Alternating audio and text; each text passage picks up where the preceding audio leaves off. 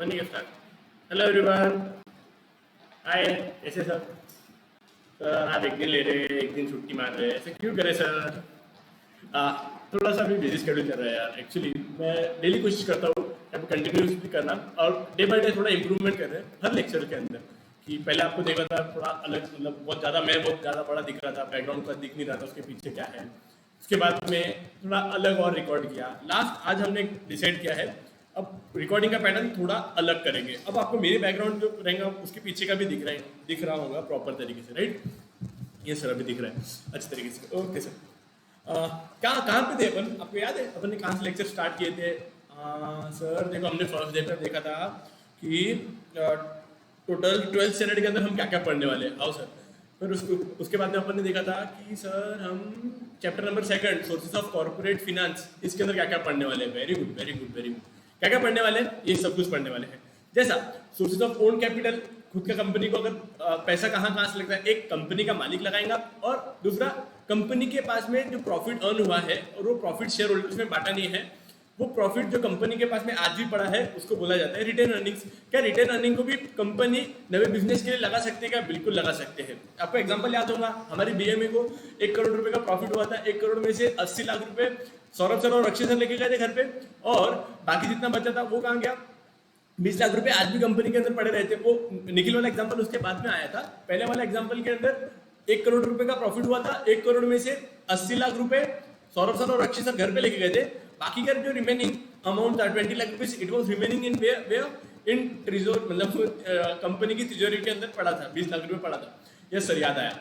अगले साल के अंदर वापस 1 करोड़ रुपए का प्रॉफिट, 1 करोड़ में से 80 लाख रुपए वापस अक्षय सर और सौरभ सर घर पे ले गए थे। वापस कंपनी के हाथ में कितना बच गया? 20 लाख। पहले वाले साल का 20 लाख, ये वाले साल का 20 लाख, टोटल कंपनी के हाथ में कितना रिजर्व के अंदर, तिजोरी के अंदर कितना पैसा हो गया? 40 लाख रुपए। याद है क्या? यस सर याद है। तो यार ये पैसे को कंपनी कोई फ्यूचर प्रोजेक्ट के लिए लगा सकती है क्या सर?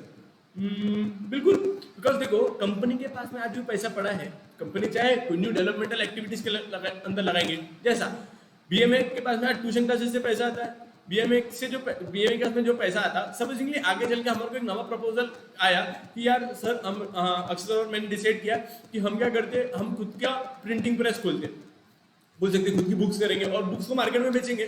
क्या ये अभी मशीनरी परचेज करने के लिए पैसा लगेगा? तो जो पैसा हमने हमारे घर पे नहीं लेके गए थे, वो आज भी कंपनी की तिजोरी में पैसा पड़ा है। क्या वो पैसा यूज करके हम वो प्रिंटिंग प्रेस वाला बिजनेस स्टार्ट कर सकते हैं? बिल्कुल कर सकते हैं। उसको बोला जाता है retain earnings. Earning which are retained by the company, which are not distributed among the share holder, उसको बोला जाता है रिटेन अर्निंग। सर ये तो आप बता तो रहे, लेकिन डिटेल में क्यों नहीं बता रहे अपन? बिकॉज ये सिर्फ बेसिक है ना दोस्त। अपन जब आगे चैप्टर के अंदर प्रोसीड करेंगे तो ऐसा हुआ कि कभी अपन ने पढ़ेंगे उसको, बिल्कुल पढ़ेंगे आज, लेकिन आपको बेसिक तो रहने को ना माइंड में कि अपन क्या क्या पढ़ने वाले चैप्टर के अंदर। हाँ सर बरोबर है, सॉरी हमने बिना मतलब आपके ऊपर शक किया। तो देखो, ये अपन ने एक बेसिक चीज देख लिया था। क्या देखा था? ये देखा था ना, क्या देखा था? रुको रुको रुको, मैं बताता आपको। ये शेयर्स क्या रहते हैं आपको बताया दिया था सर, इससे ये मत करा यूज करा करो। आप क्या करा करो, ये यूज किया करो। कौन सा? Laser paint. यस। देखो, ये अपन रिटेन अर्निंग्स के बारे में देखेंगे। यस, रिटेन अर्निंग का बाद में भी बहुत डिटेल में देखेंगे। कंपनी के अंदर रिटेन अर्निंग कहाँ कहाँ से आती है, सब कुछ देखेंगे अपन, सब कुछ होगा, कोई टेंशन मत लो उसका। तो मैं देख लेता अगर वॉइस आ रही है कि मेरी। हाँ सर आ रही है, एकदम क्लियर कट आ रही है। ओके सर, इसको छोटू कर देते हैं, ये थोड़ा सा छोटू। ओके, इसके बाद में अपन ने देखे थे, क्या देखे थे?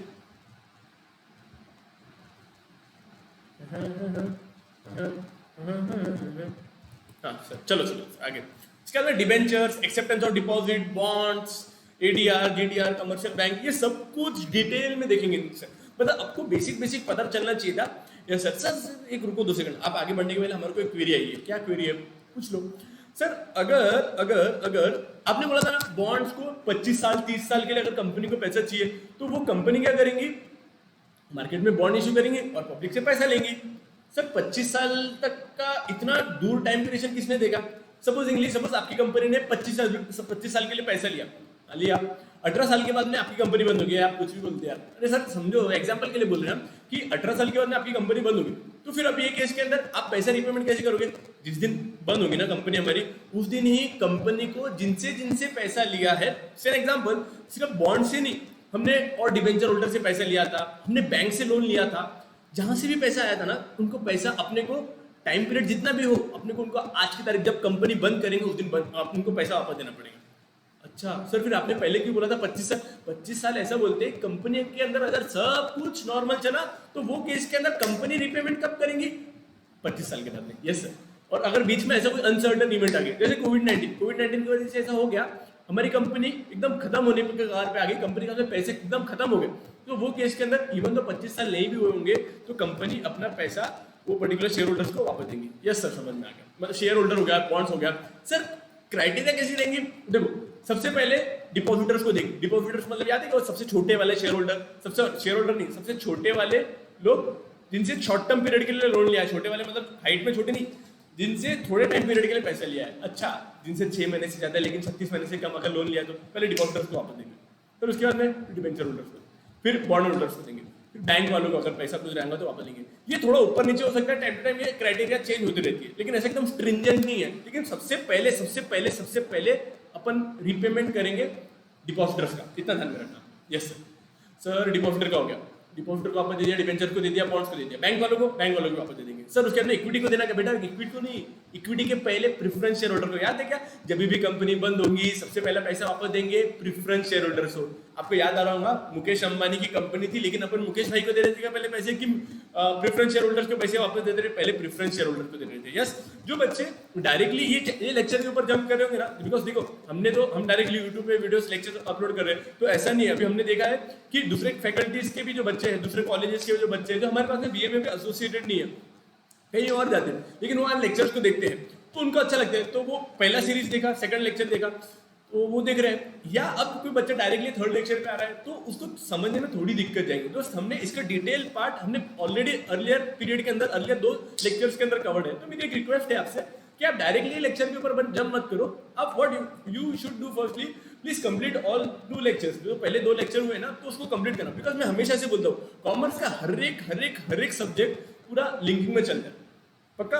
बिकॉज सी अगर अगर स्टार्ट करते हैं अकाउंट्स के लिए भी, अकाउंट्स के अंदर जब भी आपने जनरल एंट्री पास नहीं किया तो लेजर पोस्टिंग नहीं आएंगे। लेजर पोस्टिंग के अंदर अगर सपोज आपके एब्सेंट रहेंगे तो आपको ट्रायल बैलेंस नहीं आएगा, ट्रायल बैलेंस नहीं आया तो profit and loss, trading account ये नहीं आएगा और बैलेंस शीट आएगी। तो ऐसे लिंकिंग में चलता है दोस्त। तो आप डायरेक्टली ऐसा अज्यूम मत करना हम डायरेक्टली बीच में आएंगे भारत माता के जब अभी हमको समझने को ना, बिल्कुल नहीं होगा दोस्त। आप स्टार्टिंग से करना पड़ेगा आपको, है ना। और दूसरा जो बच्चे हमारे साथ में एसोसिएटेड है, स्टार्टिंग से लेक्चर देख रहे हैं, तो मेरी उनके लिए हाथ जोड़ के एक ही रिक्वेस्ट है, प्लीज प्लीज प्लीज आप कितने भी होशियार होंगे ना, कितने भी, मैं आपकी होशियारी के ऊपर कोई संदेह नहीं कर रहा, कोई शक नहीं कर रहा दोस्त, प्लीज एक अच्छी बुक डायरी लेके उसके अंदर लिखा करो, जो भी पॉइंट्स आते हैं, कोई क्वेरी आई तो उसके अंदर लिखा करो दोस्त। यस सर समझ में आएगा, ठीक है सर। और हमारे को एक क्वेरी है, क्या क्वेरी है आपने याद है आपको, आपने हमको बोला था हर शेयर होल्डर्स को, इक्विटी शेयर होल्डर को अपन को एक वो देना पड़ता है, क्या देना पड़ता है? Share certificate, proof of ownership रहता है ना। आपने मेरी कंपनी के अंदर पैसा लगाया और आपको मेरे को प्रूफ देना पड़ेगा ना कि हाँ सर ने, जैसा सेन एग्जांपल निखिल ने हमारी कंपनी के अंदर पैसा लगाया था 20 लाख रुपए, तो 20 लाख रुपए का कुछ तो उसको प्रूफ देना पड़ेगा ना, तो उसको प्रूफ को बोलते हैं शेयर सर्टिफिकेट। और अपन ने एक शेयर्स के फीचर्स के अंदर देखा था कि हर शेयर का जो नंबर रहता है वो डिस्टिंक्टिव रहना चाहिए, यूनिक नंबर रहना चाहिए। ये सर बोला था आपने, तो उसका क्या?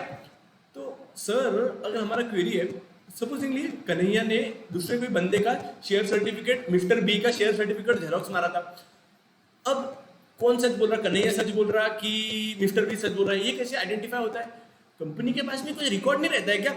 वेरी गुड, बहुत अच्छे से एक बच्चे ने बहुत अच्छा क्वेरी पूछा, आई थिंक कृष्णा ने पूछा, हाँ कृष्णा ने एक क्वेरी पूछी थी मुझे कि सर अगर कंपनी के पास में ऐसा रिकॉर्ड नहीं रहता क्या कि ओरिजिनल शेयर होल्डर कौन है, कन्हैया है, मेरा भाई कन्हैया है कि मिस्टर बी है? वेरी गुड, देख कन्हैया तेरी सिस्टर तेरे साथ में रहती। चलो ठीक है, the thing is very good, I really appreciate. पहले तो उसको मैं थैंक यू बोलूंगा कि बहुत अच्छे क्वेरी आई उनके साइड से। अब वो क्वेरी समझी क्या, कन्हैया ओरिजिनल शेयर होल्डर है कि mister B original share holder है, कौन है, मतलब सही आदमी कौन है? अब इसके लिए तो क्या अपन सीआईडी को बुला नहीं सकते, अपने अपने लेवल पे केस को फाइंड आउट, क्लियर आउट करेंगे। तो वो कैसे करेंगे? हर कंपनी को कंपलसरी करा है कि वो अपना एक ROM रखे। सर ROM ये क्या होता है?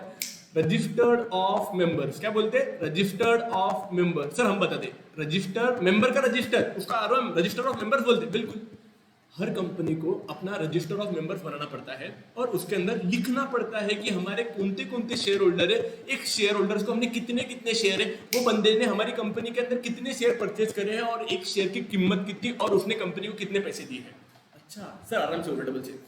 कंपनी को अपने एक रजिस्टर्ड मेंबर में लिखना पड़ता है कि कंपनी के शेयर होल्डर का नाम क्या है, मिस्टर बी, उसको 100 रुपए के 100 शेयर दिए, तो कंपनी के अंदर मिस्टर बी ने 10,000 रुपए लगा के रखे हुए हैं।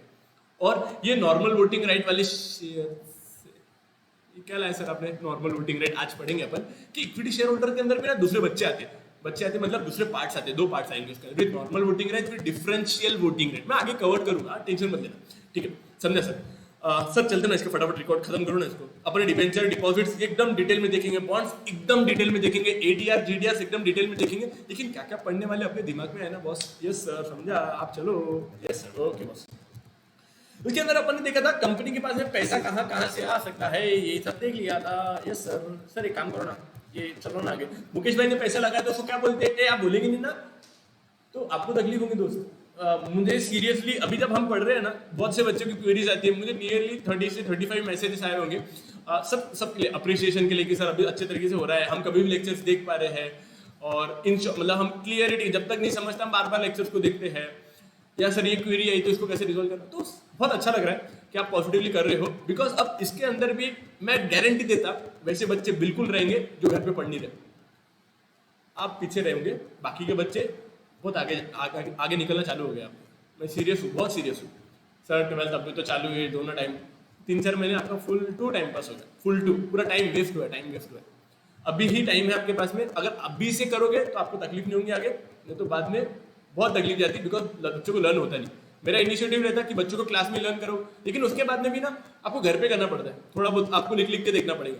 आज से एंड अभी से एक हमेशा के लिए मेरा होमवर्क रहेगा, मैं बोलूँ कि ना बोलूँ, जितने भी अपन टॉपिक पढ़ेंगे डेली वो घर पे 2 बार लिख के देखना है, मतलब लिख के देखना है, और वो उसका फोटो इमेज करके, फोटो क्लिक करके अच्छी क्वालिटी का इमेज करके मुझे भेजना है, और नीचे नाम लिखना है, बिकॉज आपका कोई नंबर मेरे पास में अगर सेव नहीं रहेगा तो मुझे समझ में आएगा कि सूरज वडोदर ने भेजा है, या निखिल ने भेजा है, या तनिषा ने भेजा है, या कोई भी बच्चे और ने भेजा है, तो प्लीज नाम नीचे लिखना जरूरी है, जरूरी है, जरूरी है। अगर नहीं आया, मेरे पास में दूसरा ऑप्शन एनी टाइम अवेलेबल है। अगर आपके मेरे पास में अगर नोट्स नहीं आ रहे हैं, डेली का होमवर्क मुझे नहीं मिल रहा है, सेकंड कॉल मैं डायरेक्ट आपके पेरेंट्स को करूंगा, आपको कॉल भी नहीं करूंगा, मैं डायरेक्टली उनको बोलूंगा आपका बेटा या बेटी 12th के लिए सीरियस नहीं है, आप प्लीज बीएमए को छोड़ के कहीं और क्लासेस लगा दो उसकी, बिकॉज हमारी एक रिस्पॉन्सिबिलिटी कि आपका रिजल्ट अच्छा आना चाहिए दोस्त, है ना, ठीक है।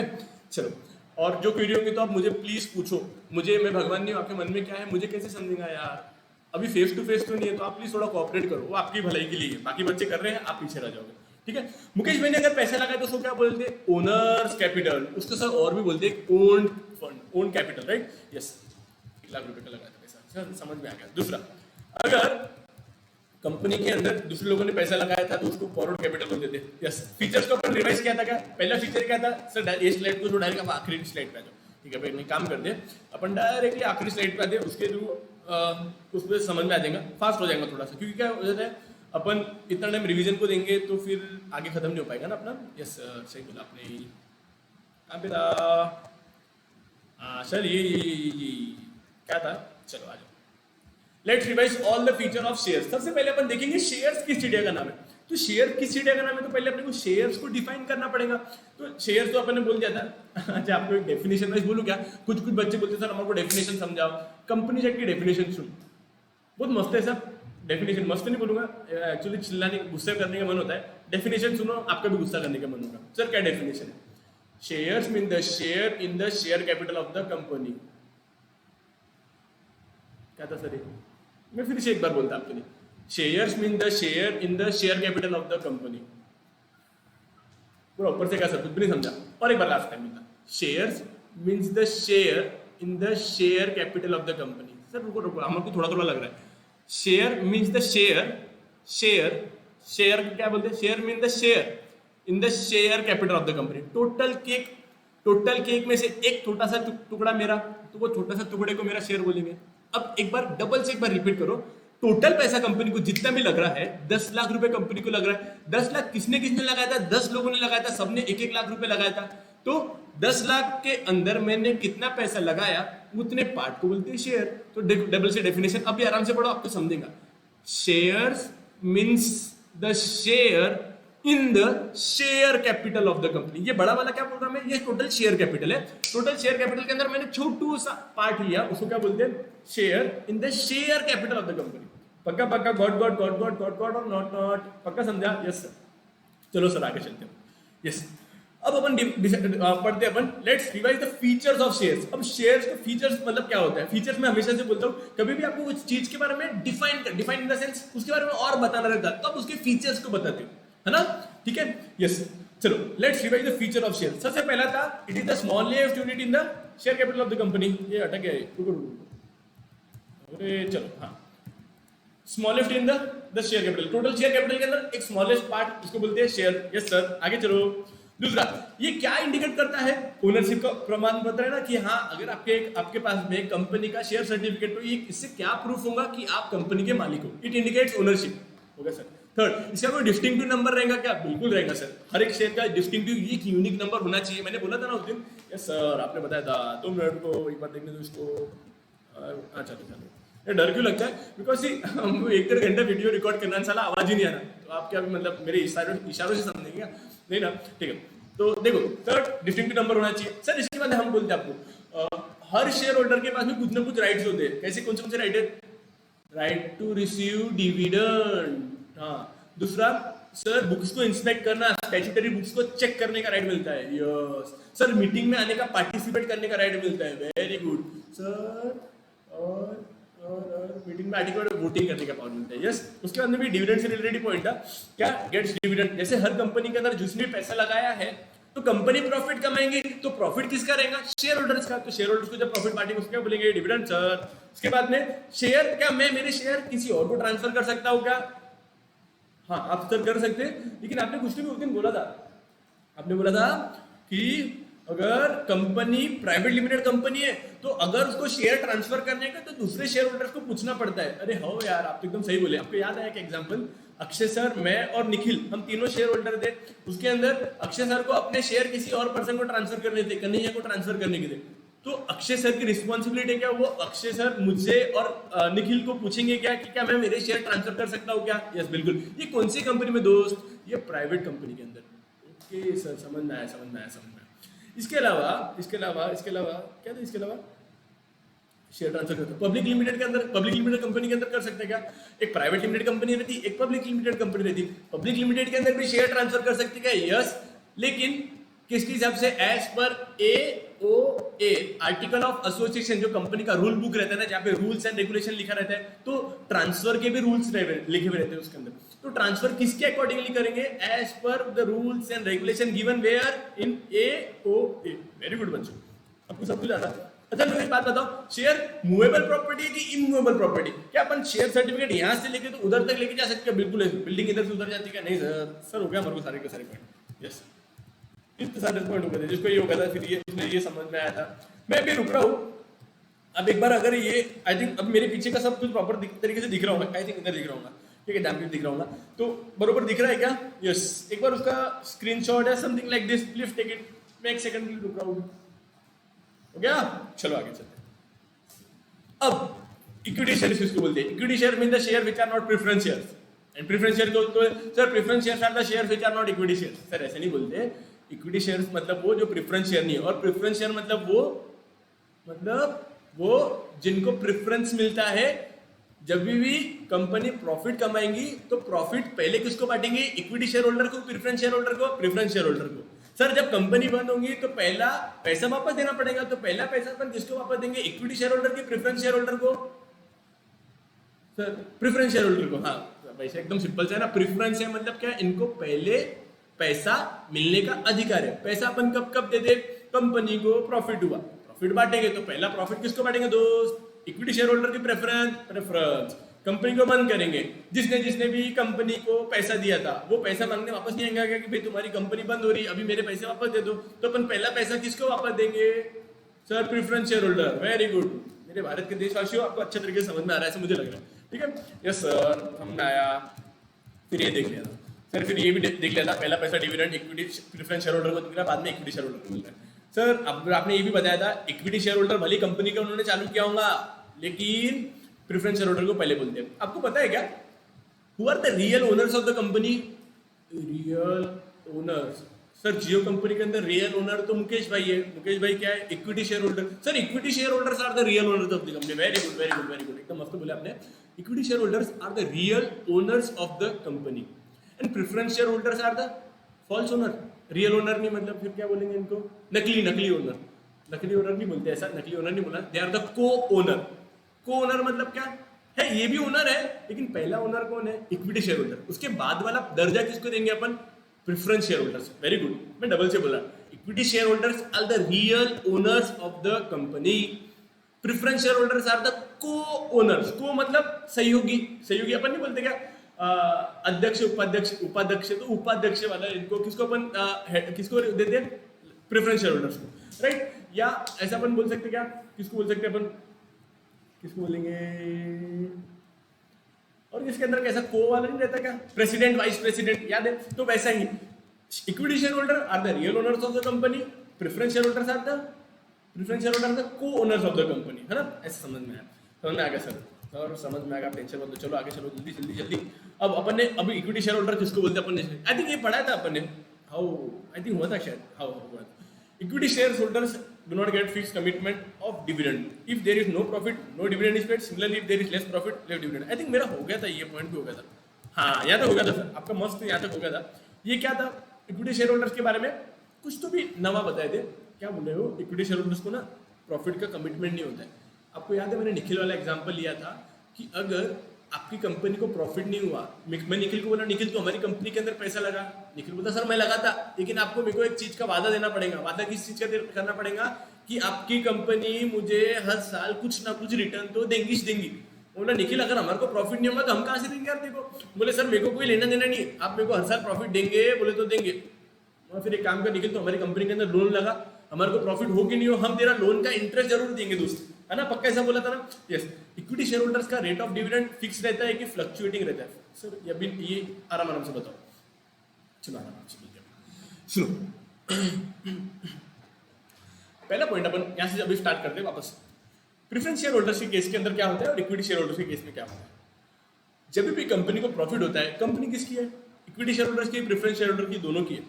ज्यादा किसकी? इक्विटी शेयर होल्डर्स का ज्यादा मेन हिस्सा रहता है। ज्यादा अगर कोई डिसीजन मेकिंग भी अगर करना होगा ना तो अपन इक्विटी शेयर होल्डर्स को ज्यादा वेटेज देते, प्रेफरेंस शेयर होल्डर्स को थोड़ा कम वेटेज देते। वोटिंग भी जब कराएंगे, मीटिंग भी जब लेंगे, तो मीटिंग किसकी लेंगे? इक्विटी शेयर होल्डर्स की। पूछेंगे किसका? नवा बिजनेस चालू करना कि नहीं करना, ये डायरेक्टर को अपॉइंट करना कि निकालना, नवे डायरेक्टर को कोई रेम्यूनरेशन बढ़ाने का, सैलरी बढ़ाने का, ये कौन डिसाइड करता है? इक्विटी शेयर होल्डर्स डिसाइड करता है। Because company they are the real owner. थोड़ी देर पहले बोला था ना? यस। तो वैसे केस में प्रेफरेंस शेयर होल्डर्स को सर कभी बुलाते ही नहीं का, तो फिर क्या को दिया उनको? बेटा उनको भी भूलते, लेकिन कब? आज अपन पढ़ेंगे दो ऐसे केसेस आएंगे जब अपन प्रेफरेंस शेयर होल्डर को तवज्जो देंगे। तवज्जो मतलब इंपॉर्टेंस देंगे। कब इंपॉर्टेंस देंगे? अगर सपोज कंपनी को क्या करने का? कंपनी ने क्या किया? प्रेफरेंस शेयर होल्डर्स को प्रॉफिट ही नहीं दिया। प्रॉफिट नहीं दिया मतलब डिविडेंड नहीं दिया। हाँ, कंपनी ने क्या किया? दो कंटिन्यूसली फाइनेंशियल ईयर के अंदर डिविडेंड दिया ही नहीं। तो अब वो जो प्रेफरेंस शेयर होल्डर ना, they will be deemed as equity share holders. I think मैं इसको पॉइंट को अभी को 2 मिनट के रुकाता हूँ, अब छोड़ दो। अभी डबल से आपने सुनी भी होंगे ना, तो मिनट इग्नोर करना। मैं वापस से बता रहा हूँ इक्विटी शेयर होल्डर्स के बारे में क्या होता है। जब भी कंपनी प्रॉफिट कमाती है ना, तो प्रॉफिट पहले किसको मिलता है? प्रेफरेंस शेयर होल्डर को। प्रेफरेंस शेयर होल्डर को हमने कसने किए हैं, वादे दिए हैं कि हम आपको हर बार जब भी प्रॉफिट बांटेंगे ना, तो इतना इतना प्रॉफिट तो देंगे ही देंगे। सर मतलब हमारी कंपनी को कितना भी प्रॉफिट हो, जब भी कंपनी डिविडेंड बांटेगी ना, तो प्रेफरेंस शेयर होल्डर को हमने पैसा लेते टाइम पे उनको वादा कर दिया था। किस चीज का वादा कर दिया था? कि हमारी कंपनी आपको हर साल 100 रुपए के बदले में, अगर आपने हमारी कंपनी के अंदर 100 रुपए लगाए, तो हम आपको 10% का डिविडेंड देंगे। 100 रुपए का 10%, राइट? तो 100 रुपए का 10% कितना होता है? 10 रुपए। तो हम आपको 10 रुपए तो डिविडेंड देंगे ही देंगे। ओके सर, ठीक है। तो सिर्फ 10 रुपए, बेटा कंपनी के अंदर 10,000, 20,000, 40,000 लोगों को पैसे लगाते हैं, तो हम सिर्फ 10% लगा बोल रहे हैं। तो उसने सामने वाले ने हमारी कंपनी के अंदर 1 लाख रुपए लगाया हुआ, तो 1 लाख रुपए का 10% कितना हुआ? 10,000। आपको समझ में आया कि परसेंटेज वाइज बोल रहा, जितना आपने मेरी कंपनी के अंदर पैसा लगाया मैं उसका परसेंटेज दूंगा। ओके सर, समझ में आ गया। चलो सर, आपकी कंपनी को बहुत प्रॉफिट हुआ, फिर भी प्रेफरेंस शेयर होल्डर को आप कितना पैसा दोगे? पहले कितना वादा किया था? 10%। तो 10% बस। हमारी कंपनी के अंदर कितना भी प्रॉफिट हो, तुम्हारे को लेना देना है क्या? प्रेफरेंस शेयर होल्डर्स को नहीं। हमारे को कितना भी प्रॉफिट हो, चीटिंग है यार। आपकी कंपनी को करोड़ों रुपए प्रॉफिट हुआ, करोड़ों रुपए, आप आज भी इक्विटी शेयर होल्डर्स को बहुत दे रहे, प्रेफरेंस शेयर होल्डर को थोड़ी दे रहे। पहले किसको दे रहे? प्रेफरेंस शेयर होल्डर ना। इसको इतनी मस्ती थी तो इसने लेना था ना हमारी कंपनी के इक्विटी शेयर्स, काय को लिया प्रेफरेंस शेयर्स, रिस्क लेने से डर रहा, और अभी जब पैसे देने आए तो बोलता मेरे को ज्यादा प्रॉफिट होना, ऐसा थोड़ी ना चलता है ना। आपको अभी समझा क्या मैंने क्या पढ़ाया? प्रेफरेंस शेयर होल्डर्स के केस के अंदर जब उनको डिविडेंड देना पड़ता है, प्रॉफिट में हिस्सा देना पड़ता है, इनको फिक्स देना पड़ता है, पहले इनको पैसे देना पड़ता है, लेकिन उसके बाद में कितना भी प्रॉफिट बचा तो इक्विटी शेयर होल्डर्स करेंगे। अच्छा सर समझ में आया, ठीक है। इनका रेट ऑफ डिविडेंड फिक्स रहता है क्या? यस सर फिक्स रहता है। ये फिक्स कहाँ पे इंडिकेट किया हुआ रहता है, कहाँ पे मेंशन किया हुआ रहता है? ये जब उनका प्रोस्पेक्टस बांटे ना सर, प्रोस्पेक्टस क्या रहता है? Very good.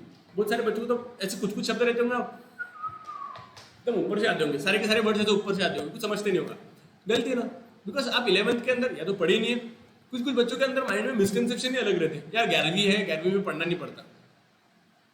आपने आपके पेरेंट्स ने आपको directly first standard second standard में डाला था कि नर्सरी से चालू किया था, एबीसीडी से शुरू किया था? क्या पूछ रहे हैं? एबीसीडी से शुरू किया था, नर्सरी से, नर्सरी फिर केजी 1 2 और फिर 1 2 3 4 ऐसे ऐसे चले हम। आप अकाउंट्स पहली पहली बार कब पढ़ते हैं सर? 11th स्टैंडर्ड में। 11th स्टैंडर्ड में तो आप ट्यूशन लगाते नहीं, बिकॉज 11th तो बहुत ईजी है, समझ गया सर। तो कुछ कुछ बच्चों को अगर नहीं समझ में आ रहा होगा ना तो कहीं ना कहीं उन्होंने 11th में नहीं किया। अब हमें हर टॉपिक को डिटेल में पढ़ाऊंगा ना दोस्त, तो ये बहुत वेस्ट ऑफ टाइम हो जाएगा। फिर बाकी बच्चों ने इन्होंने लगाए तो उनको बार बार फिर बोर होता है। तो मेरी रिक्वेस्ट है, फिर भी अगर आपको कोई टॉपिक नहीं आ रहा है, मैंने अभी प्रोस्पेक्टस बोल दिया, मैं तो अभी बताऊंगा प्रोस्पेक्टस का मतलब क्या होता है, लेकिन अगर कोई टॉपिक का मतलब नहीं समझ में आ रहा है तो आपने डायरी में लिख के रखना और गूगल पे सर्च करके देखना एक दो बार, अपने या तो फ्रेंड्स को पूछ करके देखना क्या दोस्त इसका मतलब क्या होता है। अपन मेहनत नहीं करते पढ़ाई के लिए, बाकी फालतू की चीजों के लिए बोलो सर आप आपको बहुत सता रहे, हमको बहुत गुस्सा कर रहे हैं। मैं गुस्सा हूँ इसलिए गुस्सा कर रहा हूँ ज्यादा। कुछ कुछ बच्चे पढ़ाई नहीं कर रहे, उनके पेरेंट्स मुझे कॉल करके बोलते सर हमारा बच्चा या हमारी बच्ची पढ़ाई नहीं कर रही, तो इट रियली हर्ट्स यार कि हम इतना मेहनत करते बैठे आप पढ़ नहीं रहे हो, तो ये गलत है यार। उनकी आशाओं पे मत पानी मत फेरो यार, मेरा ऐसा बोलना है, ठीक है। तो आई थिंक आप करोगे, नहीं करोगे तो अभी से ही मत करो, सब कुछ छोड़ डालो, अभी से दुकानदारी पे लग जाओ, आपको जो करने का, कुछ फ्यूचर नहीं रहेगा फिर आपका, ठीक है। अब if there is no profit no dividend is payable, अगर कंपनी को कुछ प्रॉफिट ही नहीं हुआ तो कंपनी को डिविडेंड देंगे। ऐसा मत समझना जो बच्चे बेचारे कर रहे हैं, मैं उनको भी डांट नहीं रहा, मैं उनके साथ में हूँ, आप बहुत अच्छे कर रहे हो, वेरी गुड। मैं अभी आपके टेस्ट लूंगा तो मुझे समझ में आ ही जाएगा कौन बच्चा कर रहा है। सर टेस्ट लेने वाले आप, बिल्कुल। मैं भी हर वेडनेसडे को और सैटरडे को अपन वाइवा लेंगे, जो भी मैंने टॉपिक कवर किया है मैं उसको पूछूंगा। हर डेली मैं जितना टॉपिक पढ़ाऊंगा उसको आपको मतलब की बुक में लिख के रखना है। सर अभी आपने 2 दिन का जो करा है वो नहीं लिखना पड़ेगा, वो भी लिखना पड़ेगा। फीचर्स ऑफ इक्विटी सर लिखना पड़ेगा, पक्का? Yes sir. नोट्स मैं देने वाला हूँ, तब तक अभी आपकी टेक्स्ट बुक है ना, आप टेक्स्ट बुक के अंदर से लिख के देखना, ठीक है? Yes sir. अगर अभी मेरे को एक बात बताओ, इक्विटी शेयर होल्डर्स को प्रॉफिट हर साल मिलेगा, किसी गारंटी है क्या? नहीं, इसकी गारंटी नहीं है दोस्त, इसकी गारंटी नहीं रहती। बिकॉज सी क्या होता है, जब भी कंपनी को प्रॉफिट होता है तभी हम डिविडेंड देंगे। इनफैक्ट प्रेफरेंस शेयर होल्डर के साथ में भी ऐसा रहता है, हमारे को हर साल प्रॉफिट देने का कंपलसरी नहीं है प्रेफरेंस शेयर होल्डर को। हाँ, हमारे को अगर प्रॉफिट हुआ और हमने डिविडेंड बांटने का सोचा तो हम पहले प्रेफरेंस शेयर होल्डर को देंगे। अच्छा, मतलब आपको प्रॉफिट नहीं हुआ तो वो साल में प्रेफरेंस शेयर होल्डर को आप कुछ भी नहीं देंगे, जीरो। मैंने सिर्फ कितना बोला कि हम प्रेफरेंस शेयर होल्डर को पहले पैसा डिविडेंड देंगे, लेकिन ऐसा मैंने कभी भी बोला कि हमारे को प्रॉफिट हो कि नहीं हो हम प्रेफरेंस शेयर होल्डर को देंगे ही देंगे। नहीं, ऐसा बिल्कुल भी नहीं होगा। हमारे को प्रॉफिट हुआ और हम इक्विटी शेयर होल्डर को देने का सोच रहे हैं तो हम पहले किसको देंगे दोस्त? पहले प्रेफरेंस शेयर होल्डर, बाद में अगर कुछ बच गया तो फिर इक्विटी शेयर होल्डर। पक्का? यहाँ सर समझ में आ गया। अच्छा आगे चलो सर। तो पहले ये पॉइंट बोल रहा था, क्या बोल रहा है इक्विटी शेयर के केस के अंदर? मस्त पॉइंट बोला उसने। क्या पॉइंट बोला? 2 सेकंड को। हाँ, अगर हमारी कंपनी को एक गंदा मार कर यार, हाईलाइटर है दिखता भी नहीं है। 2 मिनट रुको, 2 मिनट थामा तुम्हें थामा। हाँ, अगर हमारी कंपनी को प्रॉफिट नहीं हुआ तो हमारी कंपनी डिविडेंड देंगी क्या? नहीं, इक्विटी शेयर होल्डर्स की बात कर रहा हूं मैं, प्रेफरेंस शेयर होल्डर मतलब इक्विटी और प्रेफरेंस दोनों की बात कर रहा। तो हमारी कंपनी को प्रॉफिट नहीं तो वो भी नहीं। सर ऊपर तो सिर्फ इक्विटी बोल रहा है, शेयर होल्डर्स को बेसिकली ऐसा लॉजिक रहता है, they are paid dividend at the rate recommended by board of directors. Sir board of director का मतलब क्या? अच्छा सर प्रोस्पेक्टस तो मतलब बताया नहीं आपने, आप बीच में स्किप कर गए, आप गुस्सा करने के चक्कर में। नहीं अच्छा लगता है आपको बोलना, लेकिन दोस्त मैं रियली हर्ट होता था। अगर आपको मैं नहीं बोलूंगा ना तो आपको कोई भी और नहीं बोलेगा। There are only 2 peoples in this entire world जो आपको पढ़ाई करने के लिए बोलेगा।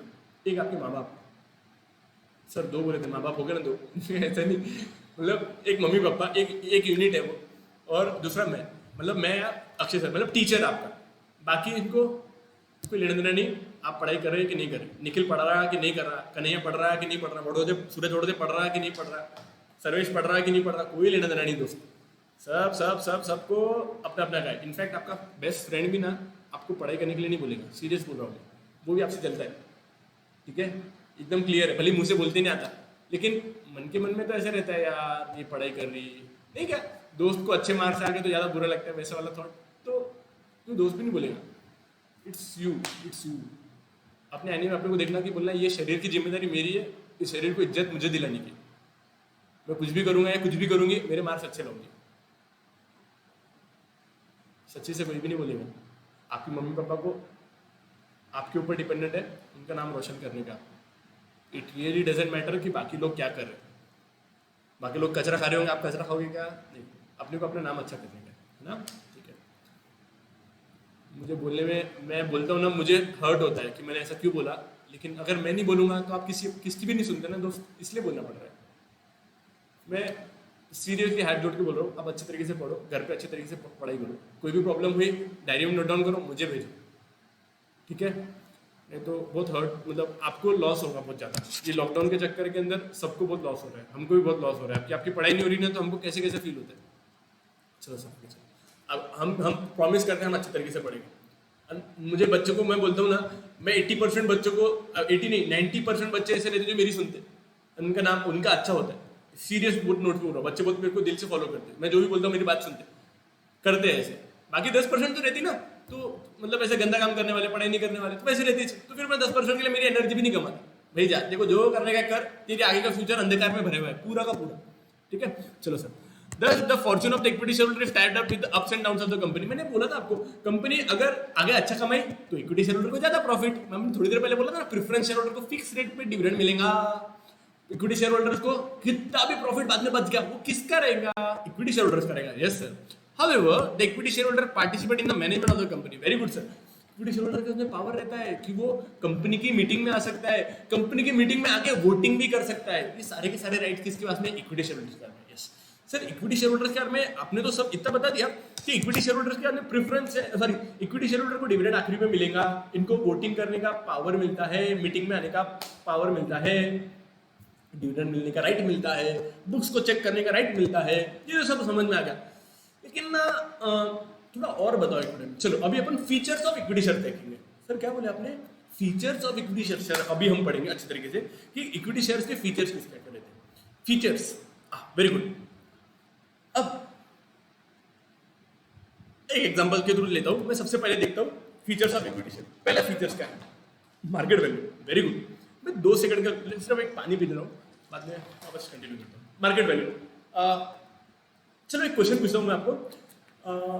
शेयर मार्केट पता है आपने, शेयर मार्केट सुना है? हाँ सर, वहां पे शेयर्स ट्रेड होते हैं। कौन से शेयर्स? इक्विटी शेयर्स की प्रेफरेंस शेयर। सोचो बोला,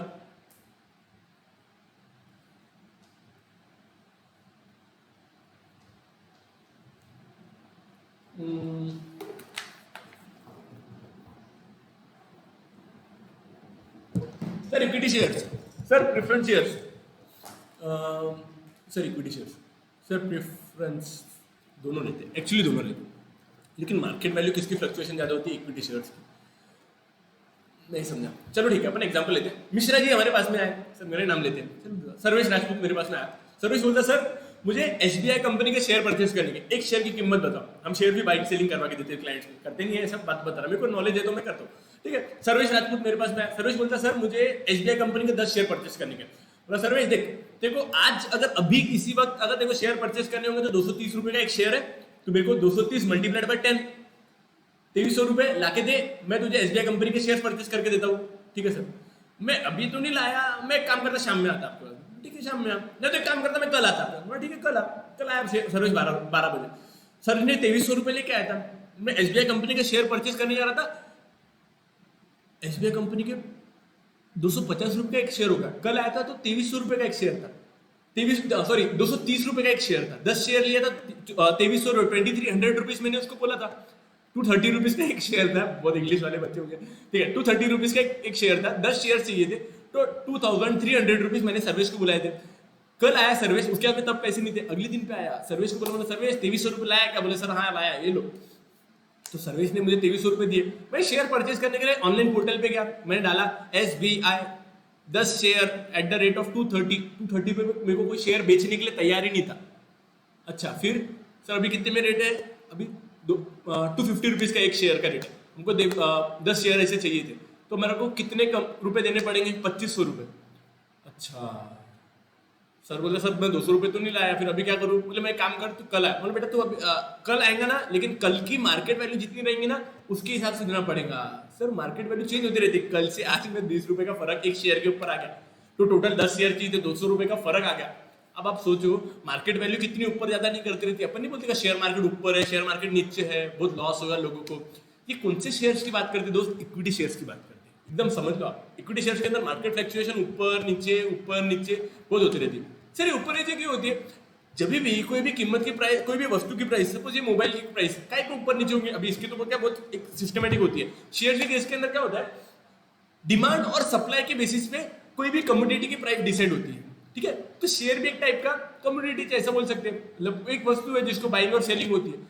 अगर सपोज कोई चीज की डिमांड कम ज्यादा लेकिन सप्लाई कम, प्राइस हाइक हो जाएंगे। लोग मांगने वाले बहुत है कि हमारे को एसबीआई चाहिए, बेचने वाला कोई है नहीं, सप्लाई कोई है नहीं, डिमांड बहुत ज्यादा, तो वो केस के अंदर इसकी प्राइस हाइक हो जाती है। बिकॉज जो बेचने वाला है फिर वो भाव खाता, नहीं मेरे को 230 में, मेरे को 250 में बेचने का, वो बोलता है मेरे को 250 में, 300 रुपए में बेचने का, उसके भाव बढ़ जाते हैं। एंड सपोज एसबीआई कंपनी को कोई चिल्लर कोई शेयर परचेस करने के लिए भी तैयार नहीं है, तो वो केस के अंदर एसबीआई कंपनी का डिमांड पूरी घट गई, सप्लाई करने वाले बहुत है, सप्लाई ज्यादा डिमांड कम, प्राइस कम। अब आप इकोनॉमिक्स में पढ़ेंगे, ज्यादा डिमांड, ज्यादा लोग मांग रहे हैं। जैसे सपोज लिए मोबाइल के लिए, मोबाइल मार्केट के अंदर कोई मिल ही नहीं रहा, तो फिर ऑन में मिलता है ना, ऑन में मतलब ज्यादा रेट में देना पड़ता है। 10,000 का मोबाइल 15,000 में मिलता है, 12,000 में मिलता है, सर 11,000 में मिलता है। जब जैसे भी तो प्राइस है, सप्लाई नहीं है, डिमांड बहुत ज्यादा है, तो प्राइस इंक्रीज ही होने वाली है। ऑन द कॉन्ट्रेरी मार्केट के अंदर सप्लाई बहुत ज्यादा होता है, नहीं क्या? वेजिटेबल्स कभी उसमें टोमेटोज रहते हैं, टोमेटोज का सप्लाई बहुत ज्यादा हेवी हो जाता है, डिमांड है नहीं, लोग खा के कितना खाएंगे, तो लोगों का अब वहां पे तो प्रोडक्शन होगी पड़ा है, और टोमेटोज ऐसे वेजिटेबल्स ऐसे वो खराब होने वाली वस्तु है, तो जल्दी जल्दी खराब हो जाएंगे। तो वो केस के अंदर वो क्या करते हैं, वो भाव कम कर देते हैं। ऐसे भी दिन आते हैं जब 2 रुपए 3 रुपए किलो में भी कोई टोमेटोज परचेस नहीं करना रहता है, ऐसा रहता है, बहुत सी बार ऐसा होता है। लेकिन ये प्राइसेस कहां से डिसाइड होती है? डिमांड और सप्लाई फोर्सेस। आई थिंक समझ में आएगा आपको। इक्विटी शेयर्स के केस के अंदर भी ना प्राइसेस ऊपर और नीचे होती है, किसके ऊपर डिपेंड करती है? डिमांड और सप्लाई।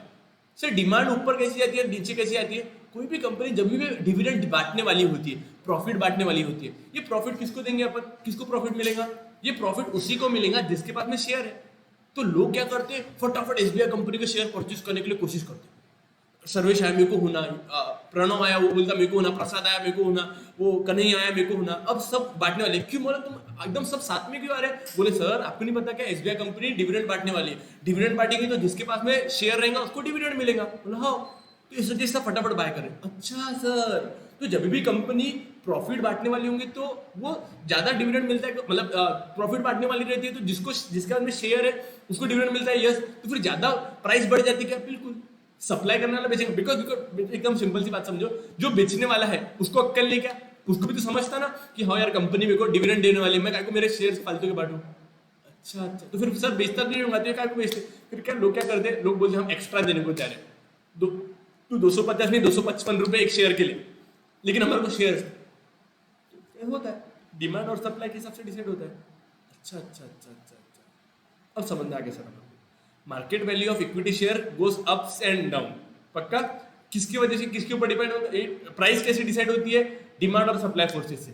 ये डिमांड और सप्लाई से मतलब ये ऊपर नीचे, डिमांड और सप्लाई ऊपर नीचे क्यों होता है? Because company time to time profit बांटती रहती है। प्रॉफिट इक्विटी शेयर होल्डर का फिक्स रहता है कि चेंज होता रहता है? इक्विटी शेयर होल्डर का प्रॉफिट चेंज होता रहता है। आपने थोड़ी देर पहले देखा था ना, प्रेफरेंस शेयर होल्डर को फिक्स रेट पे डिविडेंड मिलता है, इक्विटी शेयर होल्डर को डिविडेंड ऊपर या नीचे कभी मिल सकता है, वो शेयर होल्डर्स की किस्मत रहती है। पक्का? यस, समझना। अब रिलायंस जियो ने, तो रिलायंस जियो के शेयर्स अगर सपोज शेयर मार्केट पे लिस्टेड है, वैसे रिलायंस जियो के आज की तारीख में ना शेयर लिस्टेड नहीं है, मैं एकदम क्लियर कट बोल रहा हूँ। रिलायंस जियो आज भी एक प्राइवेट लिमिटेड कंपनी है, और प्राइवेट लिमिटेड कंपनी के अंदर पैसा किसने लगाया है? Reliance industries limited. देखो रिलायंस इंडस्ट्रीज लिमिटेड, पेट्रोल नहीं बचता, रिलायंस पेट्रोल पंप, तो उसको रिलायंस इंडस्ट्रीज लिमिटेड का नाम है। उसके अंदर बहुत सारी कंपनीज के अंदर मतलब काम करती है, टोटल 49 कंपनी है, सब्सिडरी है, वैसे तो बहुत सारी कंपनी, रिलायंस इंडस्ट्रीज के अंदर बहुत सारी कंपनी होंगी, मैं 49 सिर्फ सब्सिडरीज की बात कर रहा। सर ये सब्सिडरी क्या लाया अपन ने, छोड़ो अभी का, छोड़ो बाद में बताऊँ, बाकी बच्चों को समझ में आएगा 50% से ज्यादा वाला कंसेप्ट अपन ने पहले पढ़ा है। तो रिलायंस जियो के अंदर, सॉरी रिलायंस इंडस्ट्रीज के अंदर काम करती है रिलायंस जियो। अपन सिंप्लीफाइड के लिए कंसिडर करते हैं कि रिलायंस रिलायंस जियो लिमिटेड की कंपनी के शेयर्स स्टॉक एक्सचेंजेस पे लिस्टेड है, ठीक है। अब ये स्टॉक एक्सचेंजेस पे प्राइस रिलायंस जियो के शेयर की ऊपर और नीचे होती रहेंगी, पक्का क्यों होती रहेंगी, पड़ेंगे।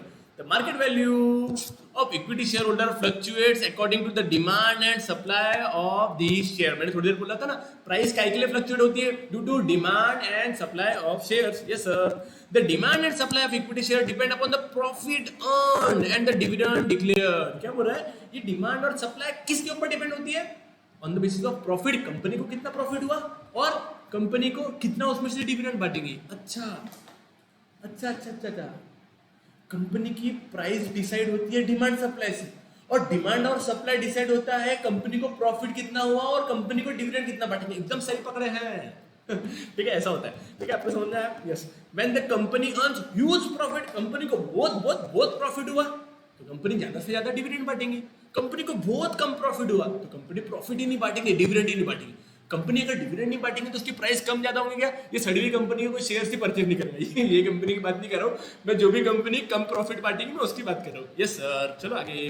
On the other hand when it incurs loss, अगर कंपनी को लॉस हुआ तो, जैसे इनिशियली जब रिलायंस इंडस्ट्रीज मतलब रिलायंस जियो आया था ना, आपको याद है क्या सर, 2016 की बात है शायद, जहाँ तक याद आ रहा है, आखिरी के अंदर वो हैप्पी न्यू ईयर ऑफर लेके आए थे ना, एक साल तो उन्होंने प्रॉफिट कुछ कमाया नहीं, फुकड़ में डेटा बांटा। तो वो टाइम पे कंपनी को क्या पैसे नहीं लग रहे होंगे क्या, इतना टावर खर्चा किया होगा, टावर लगाने पड़े होंगे, इतने लोगों, इतने सारे एम्प्लॉयज की सैलरी देनी पड़ी होंगी, इतना ऑफिस का खर्चा होगा, इसके लिए क्या पैसे नहीं लगे होंगे क्या। अरे हाँ सर, फिर वो कंपनी ने कहाँ से लाया, अभी का जेब से लगाया। मुकेश अंबानी की सोच थी, एकदम दूर सोचते थे मुकेश भाई, क्या बोलते थे, अपना दोस्त वैसे थे एकदम भारी भारी दोस्त रखने का अपने। मुकेश मेरा दोस्त है, इधर ही रहते हो, आपको पता तो है, जन क्या बोलना आपको, ठीक है। मुकेश भाई अपने दोस्त है, खामगांव में आता जगदम्बा चौक में नाश्ता करने ठीक है, चलो मैं क्या बोल रहा था, ये मुकेश अंबानी का एक्चुअली सोच थी कि इंडिया को डेटा ड्रिवन कंट्री बनाना। मतलब जब इंडिया के अंदर जियो नहीं था ना, इंडिया टोटल 174th रैंक पे था डेटा कंजम्पशन में। मतलब हम एक महीना एक महीना चलाते थे, आज 1.5 GB कम गिरता अपने। किसने लगाया आदत, मुकेश भाई ने। थैंक यू बोलना सर, क्या थैंक यू बोलना, हमारे को बना दिया पूरा। वैसे था उनका थॉट था, वो टाइम पे टोटल कंट्रीज जितनी में ना, उसमें 174th रैंक पे आता था अपना इंडिया डेटा कंजम्पशन के मामले में। आज सर कितने पे आता, फर्स्ट रैंक पे अपन।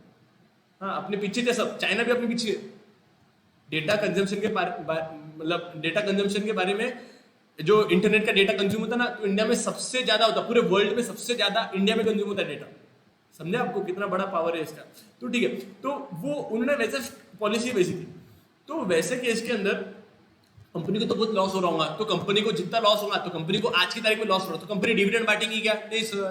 तो फिर वो केस में कंपनी के कोई शेयर परचेस करेगा क्या, नहीं सर। तो कंपनी के मार्केट में शेयर की प्राइस बहुत कम थी, तो कंपनी के रिलायंस जो के शेयर ही नहीं मार्केट में आते, कंपनी की प्राइस निगलिजिबल एकदम स्मॉल थी।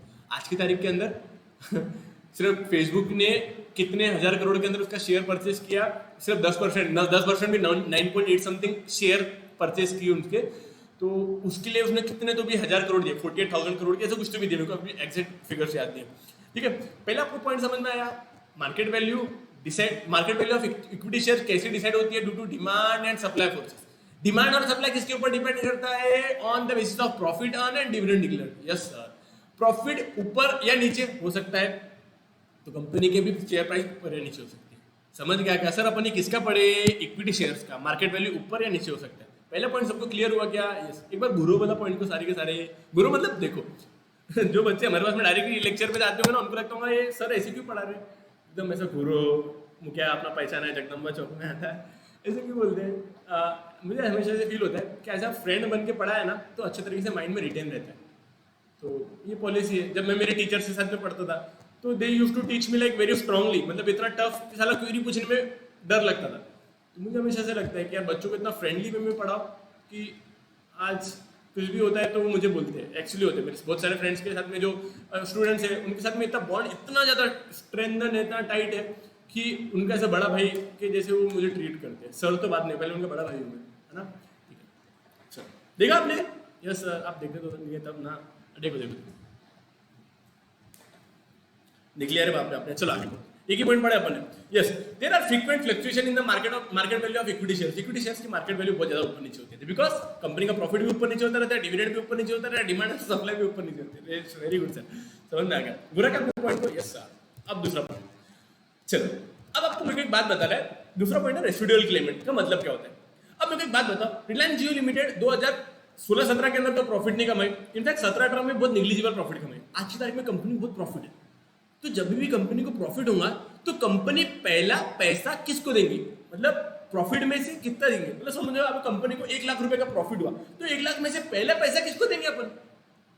सर पहला पैसा किसको देंगे, मतलब कंपनी ने अगर मार्केट में अगर पैसा अलग अलग लोगों ने कंपनी के अंदर पैसा लगाया है, सर अलग अलग लोगों ने मतलब कैसा, कंपनी के अंदर इक्विटी शेयर्स पैसा लगाते हैं, कंपनी के अंदर प्रेफरेंस शेयर होल्डर्स पैसा लगाते हैं, कंपनी के अंदर डिबेंचर्स के थ्रू भी पैसा आता है, कंपनी के अंदर डिपॉजिटर्स के थ्रू भी आता है, कंपनी बैंक से लोन भी ले सकती है, कंपनी उधार में माल भी ला सकती है, इतने सारे लोग पैसा लगा रहे हैं। तो अपर कंपनी को जब प्रॉफिट हुआ 1 लाख रुपए का प्रॉफिट हुआ तो ये प्रॉफिट में से हिस्सेदारी पहले किसको देंगे? सबसे पहले कभी भी जब भी कंपनी रिपेमेंट करेंगे तो सबसे पहले बैंकर्स को उनका लोन का इंटरेस्ट दिया जाता है, पक्का। दूसरा, कंपनी अपने डिबेंचर होल्डर्स जिनसे अपने लोन लिया है, डिबेंचर होल्डर भी एक टाइप का बोरिंग है लेकिन वो पब्लिक से उठाया गया, राइट, तो अपन डिबेंचर होल्डर्स को दे सकते हैं। बहुत सारे बुक्स के अंदर आपको ऐसा भी मिलेगा, कैसा मिलेगा, ये बैंकर्स को और डिबेंचर होल्डर्स को one and the same thing, एक ही चीज मानते हैं, सिर्फ एक ही चीज मानते हैं, तो आपने इसको इग्नोर करना। लेकिन अभी के लिए आप समझ के चलो, इसको आगे कभी इसको पीछे तो चलता है, डिबेंचर होल्डर और बैंकर दोनों तो एक टाइप के लोन ही है, तो इनको आगे पीछे कैसे भी दे सकते हैं। हाँ सर समझ में आया। तो कंपनी को जब भी प्रॉफिट हुआ तो प्रॉफिट में से पहला हिस्सा बैंकर को देंगे, बैंक वालों को उनका इंटरेस्ट देंगे, नहीं कि अपने को प्रॉफिट होता तो अपन बैंक वालों को पहले इंटरेस्ट उनका चुकता करते, राइट। उसके बाद में अपन किसको देंगे?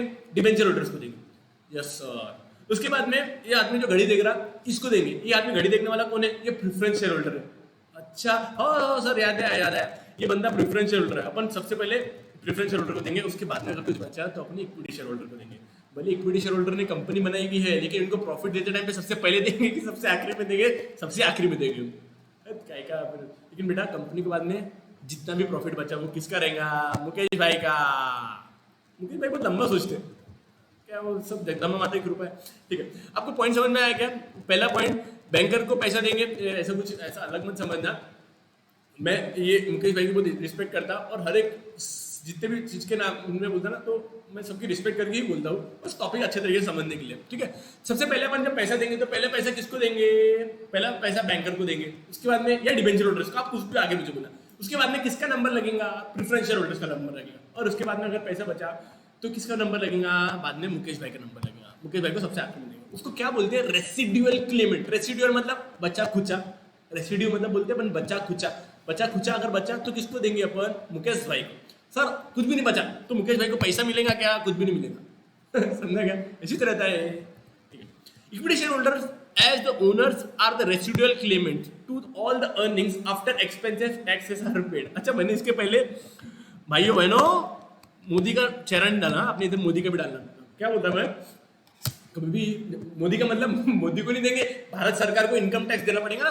तो कंपनी रिलायंस जियो लिमिटेड को अगर प्रॉफिट हुआ तो कंपनी को भी टैक्स लगेगा। और सर कंपनी को भी टैक्स लगता क्या? जैसे आपको और मेरे को लगता है इनकम टैक्स, वैसे कंपनी को भी लगता है। कंपनी को लगता है 30% से। क्या बात करें सर, कंपनी को अभी 1 लाख रुपए का प्रॉफिट हुआ तो 30,000 रुपए पहले गवर्नमेंट को देना पड़ेगा क्या? हाँ कभी कभी तो 30% के भी ऊपर देना पड़ता है, सरचार्ज बोलते हैं उसको। और ये 30% प्लस 4% एजुकेशन से भी रहता है। अरे बाप रे। अच्छा ये तो इनके लिए जो डोमेस्टिक मतलब इंडिया में फॉर्म करी हुई कंपनी के लिए है। जो कंपनी फॉरेन से आई हुई है ना सर, फॉरेन से फेसबुक, आपकी फेसबुक, टिकटॉक सर टीवी नस पे हाथ रख रहे हैं आप। टिकटॉक कंपनी जो भी भगवान की दया से बंद हो गई है, बच्चों को बचा लिया उसने।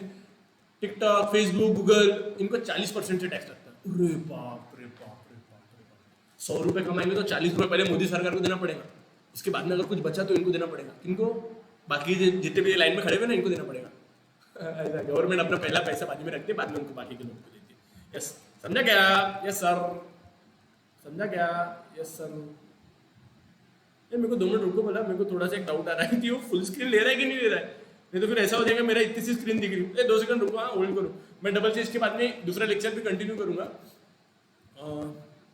आई थिंक हो रहा हूँ। 2 मिनट रुको बोला।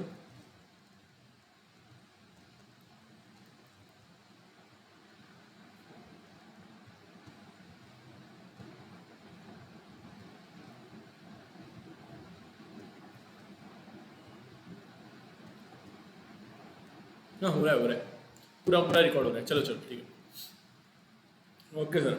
चलो residual Clement, equity share holder को सबसे पहला पैसा मिलता है कि सबसे आखिरी में? सबसे आखिरी में सर। चलो आगे। The residual Clement mean last claim on the earnings of the company. जब भी कंपनी को प्रॉफिट होगा तो पहला प्रॉफिट किसको? पहले प्रॉफिट ये बाकी के लोगों को, पहला प्रॉफिट मोदी गवर्नमेंट को, मतलब मोदी सरकार को, उसके बाद में डिबेंचर होल्डर्स को, उसके बाद में बैंकर्स को, बैंकर और डिबेंचर को साथ में, उसके बाद में प्रेफरेंस शेयर होल्डर्स को, उसके बाद में अगर कुछ बचा तो मुकेश भाई को। Very good. Although the equity shareholder come last, they have the advantage to receive the entire earning that is left over. क्या बोल रहा? भले ही मुकेश अंबानी को सबसे आखिरी में पैसा मिल रहा होगा, लेकिन इनको पैसा पूरा का पूरा मिलेगा जितना भी कंपनी का प्रॉफिट बच गया। सर एक आधा एग्जांपल लो ना, एग्जांपल लो। सपोजिंगली हमारी कंपनी को 1 लाख रुपए का प्रॉफिट लिया था, वो एग्जांपल को वापस में कंटिन्यू करा। मुकेश मतलब रिलायंस जियो को प्रॉफिट हुआ 1 लाख रुपए का, वैसे तो बहुत सारा होगा, अपन एग्जांपल के लिए ले रहे। कंपनी को 1 लाख रुपए का प्रॉफिट हुआ, 30% का टैक्स देना पड़ेगा किसको? सर आपने तो 40 बोला था, फॉरेन गवर्नमेंट, फॉरेन कंपनी के लिए बोला था। अभी जियो लिमिटेड फॉरेन की इंडिया की? सर इंडिया की। 30%, ठीक है 30%। 100 रुपए में से, सॉरी 1 लाख रुपए में से 30,000 रुपए मोदी सरकार को दे दिया। यस, कितने बचे कंपनी का? 70,000 रुपए। 70,000 में से 5,000 बैंकर को दिए, 5,000 डिबेंचर होल्डर को दिए। कितने हुए सर? 70 में से 10,000 गए सर, 60,000 रुपए। 60,000 में से 15,000 रुपए प्रेफरेंस होल्डर को डिविडेंड के नाम पे बांट दिए। कितने हुए? 20,000 बांट दिए। चलो ठीक है, 60,000 में से 20,000 किसको बांट दिए? Preference share holder. 20,000 गए सर, 40,000। अब ये 40,000 पूरा का पूरा किसका है? मुकेश भाई का। मुकेश भाई और उनके जैसे और इक्विटी शेयर होल्डर का। सर समझा क्या? यस सर समझ में आ गया। रेसिडुअल क्लेमेंट पॉइंट समझ में आया? हमने एक बार बोलना क्या सर, रिपीट करना क्या? यस, कंपनी को जब भी प्रॉफिट होगा तो प्रॉफिट में से इक्विटी शेयर होल्डर को सबसे आखिरी में पैसा मिलेगा। उसके पहले पैसा किसको मिलेगा? सर गवर्नमेंट को पहले, उसके बाद में बैंकर और डिबेंचर होल्डर को, उसके बाद में प्रेफरेंस शेयर होल्डर को, और उसके बाद में इक्विटी शेयर होल्डर को। लेकिन इक्विटी शेयर होल्डर को जितना भी प्रॉफिट मिला उसका पूरा का पूरा इक्विटी शेयर मिला। Very good very good very good very good, अच्छा पॉइंट समझ में आपको। चलो मैं आगे। Yes sir, face value. Yes क्या होता है फेस वैल्यू का मतलब? क्या होता है आपको? शेयर सर्टिफिकेट पता है? नहीं, अभी एक बार देख लो। शेयर सर्टिफिकेट हमारी कंपनी का शेयर सर्टिफिकेट है, तो जितनी वैल्यू एक शेयर की है वो शेयर सर्टिफिकेट के ऊपर मेंशन करना कंपलसरी होता है। सर कहाँ दिख रहा है आपको? देखो ये दिख रहा है क्या? The face value is the value written on the face of share certificate. The value written on the face of share certificate. Face of share certificate मतलब क्या? कागज के चेहरे पे लिखे हुआ नंबर, मतलब द वैल्यू जो इक्विटी शेयर होल्डर पे पब्लिश की होंगी। एक शेयर की वैल्यू 10 रुपए है, एक शेयर की वैल्यू 100 रुपए है। ये कहाँ पे लिख रहेगा दोस्त? ये इक्विटी शेयर होल्डर के शेयर सर्टिफिकेट पे लिखा रहेगा। तो क्या वैल्यू ये शेयर सर्टिफिकेट पर रहेगी? इसकी वैल्यू एकदम चिल्लर रहती है। चिल्लर मतलब क्या? एक शेयर की वैल्यू 1 रुपए से लेके तो 10 रुपए तक के बीच में रह सकती है। अच्छा, इतना सस्ता मिलता क्या? हो, एक शेयर की वैल्यू इससे ज्यादा हो ही नहीं सकती इक्विटी शेयर से केस में। जनरली ये कोई केस के अंदर 90 रुपए 100 रुपए भी एक शेयर की वैल्यू हो सकती है। लेकिन जहां तक मैंने देखा है, जहां तक आपका प्रोविजन बोलता है, इक्विटी शेयर होल्डर की एक शेयर की वैल्यू 1 रुपए से लेके तो 10 रुपए के बीच में रहनी चाहिए। पक्का? तो face value of equity share is very small, it is between 1 रुपया to 10 रुपया। सर मेरे को एक क्वेरी है, आपके पास में सर्विस आया था SBI कंपनी के शेयर लेने, बोला हाउ? पहले दिन में आपने कितने बोले थे उसको? 230 रुपए। अगले दिन में कितने बोले थे आपने? 250। तो ये 1 रुपए 10 रुपए बोलते हैं, मतलब 250 रुपए ले गए। बेटा वो मार्केट वैल्यू है, वो मार्केट वैल्यू है, ये फेस वैल्यू है। ये नहीं समझा सर? डबल से बोलो आप। क्या बोलो? डबल से बोलो आप। देखो सुनो, एक शेयर की ना अलग अलग वैल्यूज आती है। सर अलग अलग वैल्यूज मतलब क्या? एक रहती है जो इक्विटी शेयर की मूल कीमत मतलब ये रेट है, लेकिन मार्केट में इतने बिकता क्या? सर ऐसा मत समझो, आप कैसा बोलो, Redmi Note 9 Pro उसका मार्केट वैल्यू, मतलब मार्केट वैल्यू नहीं, इसका ऐसा बोलो, उसकी मतलब MI की वेबसाइट पे जाके देखेंगे आप रेट, तो क्या रेट मिलेगा उसका? सर 13,999, 14,000 रुपये बोल सकते हैं अपन। यस सर, 14,000 रुपये 1 रुपये का, 14,000 रुपये बोल सकते हैं ना? हाँ, लेकिन वो कंपनी की रेट है, लेकिन उसके लिए रुकना पड़ेगा क्या आपको? हाँ सर आज ऑर्डर प्लेस करेंगे, ऑर्डर तो क्या लगता भी नहीं सर, जिसकी लग गया उसकी तो किस्मत, मैं तो बोलता बहुत भारी किस्मत। ठीक है, आप समझ गया ना? मतलब क्या, जो वैल्यू उसकी ओरिजिनल MRP है, आप दुकान पे लेने का बोले आपको 14,000 के 14,000 में देता कि ऑन में देता? ऑन मतलब आपको एक्स्ट्रा प्रीमियम 500 रुपये, 1,000 रुपये या 2,000 रुपये देने पड़ते क्या? अभी तो मोबाइल की बहुत शॉर्टेज है, तो आपको जो एक्स्ट्रा 2,000 रुपये देने पड़ते क्या? ये 2,000 रुपये का प्रीमियम रहता है ना, ये उसी कंपनी। वैसे इक्विटी शेयर्स की भी ना, वैसे फेस वैल्यू ओरिजिनल कीमत जो वेबसाइट पे दिखती है वो अलग रहती, लेकिन अगर आपको बाय करनी है वो मार्केट वैल्यू पे बाय करना पड़ता। अच्छा सर, तो मैं वो सर्विस को जो 250 या 230 रुपये मांग रहा था ना, वो ये मार्केट की कीमत है, इसलिए तो बोला था ना उसकी मार्केट वैल्यू है वो। अच्छा अच्छा अच्छा, जो वैल्यू इक्विटी शेयर होल्डर के शेयर सर्टिफिकेट पे लिखी रहती है, वो शेयर सर्टिफिकेट पे कीमत ज्यादा से ज्यादा कितनी रहेगी? कम से कम 1 रुपया, ज्यादा से ज्यादा 10 रुपए, पक्का। और अपने को जब बाय करना पड़ेगा तो वो 250, जो भी मार्केट में रेट चलता रहेगा, तो फिर फालतू की वैल्यू काय को लिख रहे हैं? अरे ये शेयर सर्टिफिकेट पे इंडिकेट करना कंपलसरी रहता है कि एक शेयर की बेस कीमत कितनी। पॉइंट समझ में आया? समझ में आया क्या? अरे समझा क्या आपको मैं क्या बोला? नहीं ना सर, एक बार डबल सुनो, लास्ट बार देखो, कभी भी कंपनी अपना शेयर सर्टिफिकेट बांटेगी ना, तो शेयर सर्टिफिकेट पे लिखना कंपलसरी रहता है कि एक शेयर की कीमत कितनी। ये कंपलसरी है, ये कीमत वो फेस वैल्यू, मतलब ये मैं ये कागज के ऊपर पूछ रहा, ये कागज के ऊपर ज्यादा में ज्यादा कितनी कीमत लिख सकते हो? 1 रुपए से 10 रुपए के बीच में, पक्का। ये कौन से केस के अंदर? इक्विटी शेयर से केस के अंदर। लेकिन इसकी मार्केट में कितनी कीमत रहेंगी? ये सर डिमांड और सप्लाई से डिसाइडेड होगा। हाँ हाँ हाँ, डिमांड और सप्लाई से जितनी भी कीमत रहेंगी, क्या बिल्कुल कैसे कितनी भी रह सकती, वो कितनी भी कोई लिमिटेज नहीं है, पक्का समझा? उसको प्रीमियम बोला जाता है। तो सर सामने वाला 1 रुपए में शेयर परचेस करेगा, मेरे को 230 में देगा, वो 2030 में दे सकता, कोई लिमिट नहीं उसके ऊपर। समझा क्या आपको? मार्केट वैल्यू बोलते हैं। अपन फेस वैल्यू की बात करें, द फेस वैल्यू। मैं इसको मिटाऊँ क्या दो बच्चों? या सर मिटा दो, नहीं समझ रहा, मेरे को दिख रहा भी नहीं वो। वापस वापस अटर वैल्यू, फेस वैल्यू क्या बोला? The face value of equity share is low. Low मतलब कितनी? एकदम कम, चिल्लर रहती, बोले कितनी चिल्लर रहती? अरे यार कितनी चिल्लर रहती है? कितनी चिल्लर रहती है? इट कैन बी जनरली 10 पर शेयर और इवन ₹1 पर शेयर। एक शेयर की कीमत 1 रुपए से 10 रुपए के बीच में कितनी भी रह सकती है। समझ गया सर? सर हमने तुमको 3 पॉइंट पढ़ा है। Market value of equity share is decided by demand and supply forces. Demand और सप्लाई फोर्सेस इसके ऊपर डिपेंड करता है profit earn by the company. जितना भी प्रॉफिट हुआ, कंपनी को प्रॉफिट ज्यादा तो कंपनी में कंपनी की मार्केट वैल्यू कम है। उधर मार्केट वैल्यू बोला था, इधर फेस वैल्यू बोल रहे हैं। समझा क्या? यस। सेकंड पॉइंट क्या था? इसके पहले अपन ने देखे थे residual Clement. Equity share holder पहले वाले क्लेमेंट है कि रेसिडुअल क्लेमेंट है, आखिर में बच्चा तो उसको मिलेगा। Yes sir, okay sir. Third point मतलब फेस वैल्यू, एक शेयर की कीमत। ओरिजिनल शेयर के जो फेस वैल्यू पे शेयर की एमआरपी बोल सकते हैं, जो आप एक शेयर की एमआरपी कितनी रह सकती है? 1 रुपए से 10 रुपए के बीच में। मार्केट में कीमत ही रहेंगी क्या? कुछ और रह सकती है सर, कुछ और रह सकती है। Very good sir. चलो अब एक और पॉइंट समझ में आओ। आपने कभी कभी लोन लिया है क्या बैंक से? जिससे सर हमने तो नहीं लिया, लेकिन हमने सुना है उसके बारे में। चलो ठीक है, अपन आपने जितना सुना है अपन उसको कोशिश करते हैं एक बार समझने की। सर क्या बोलना चाहते हैं आप? चलो सपोज हमारे को बैंक से कोई लोन चाहिए, ओके सर, तो बैंक वाले को मेरे को कोई घर का कागजात गिरवी रखने पड़ेंगे क्या? रुको सोचने दो। हाँ सर, आपको कुछ ना कुछ तो सिक्योरिटी के नाम पे बैंक के पास में घर के कागजात रखने पड़ेंगे ना। बैंक वालों को भी तो थोड़ी सेफ्टी चाहिए कि नहीं? अगर आप आगे चल के अगर आपकी नीयत बदल गई, आपने अगर पैसे नहीं दिया तो बैड डेट करने की इच्छा होगी, तो घर वाले क्या, बैंक वाले क्या करते हैं? आपको आपके घर से मस्त बाहर निकालते हैं और आपके घर को नीलाम करते हैं। अपन क्या पिक्चर में देखते हैं 1 करोड़ 1, 1 करोड़ 2, 1 करोड़ 3, ये आपका घर बिक गया। वैसे होता ना कहीं कभी नीलामी करते घर की, तो वैसा तो उनके प्रॉपर्टी 1-2 दिन क्या करते हो?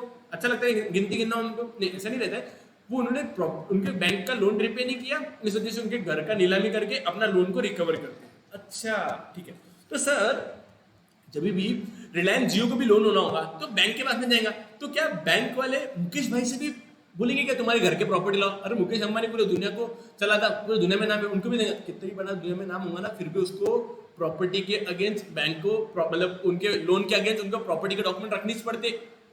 अच्छा अच्छा अच्छा अच्छा अच्छा अच्छा, समझ में आया सर, समझ में आया। इसको क्या बोलते हैं? मॉर्गेज करवाना, क्रिएशन ऑफ चार्ज बोलते हैं। अपने घर के प्रॉपर्टी के कागज उधर रखते हैं। सर एक क्वेरी पूछना क्या हमने आपको? मतलब पूछो।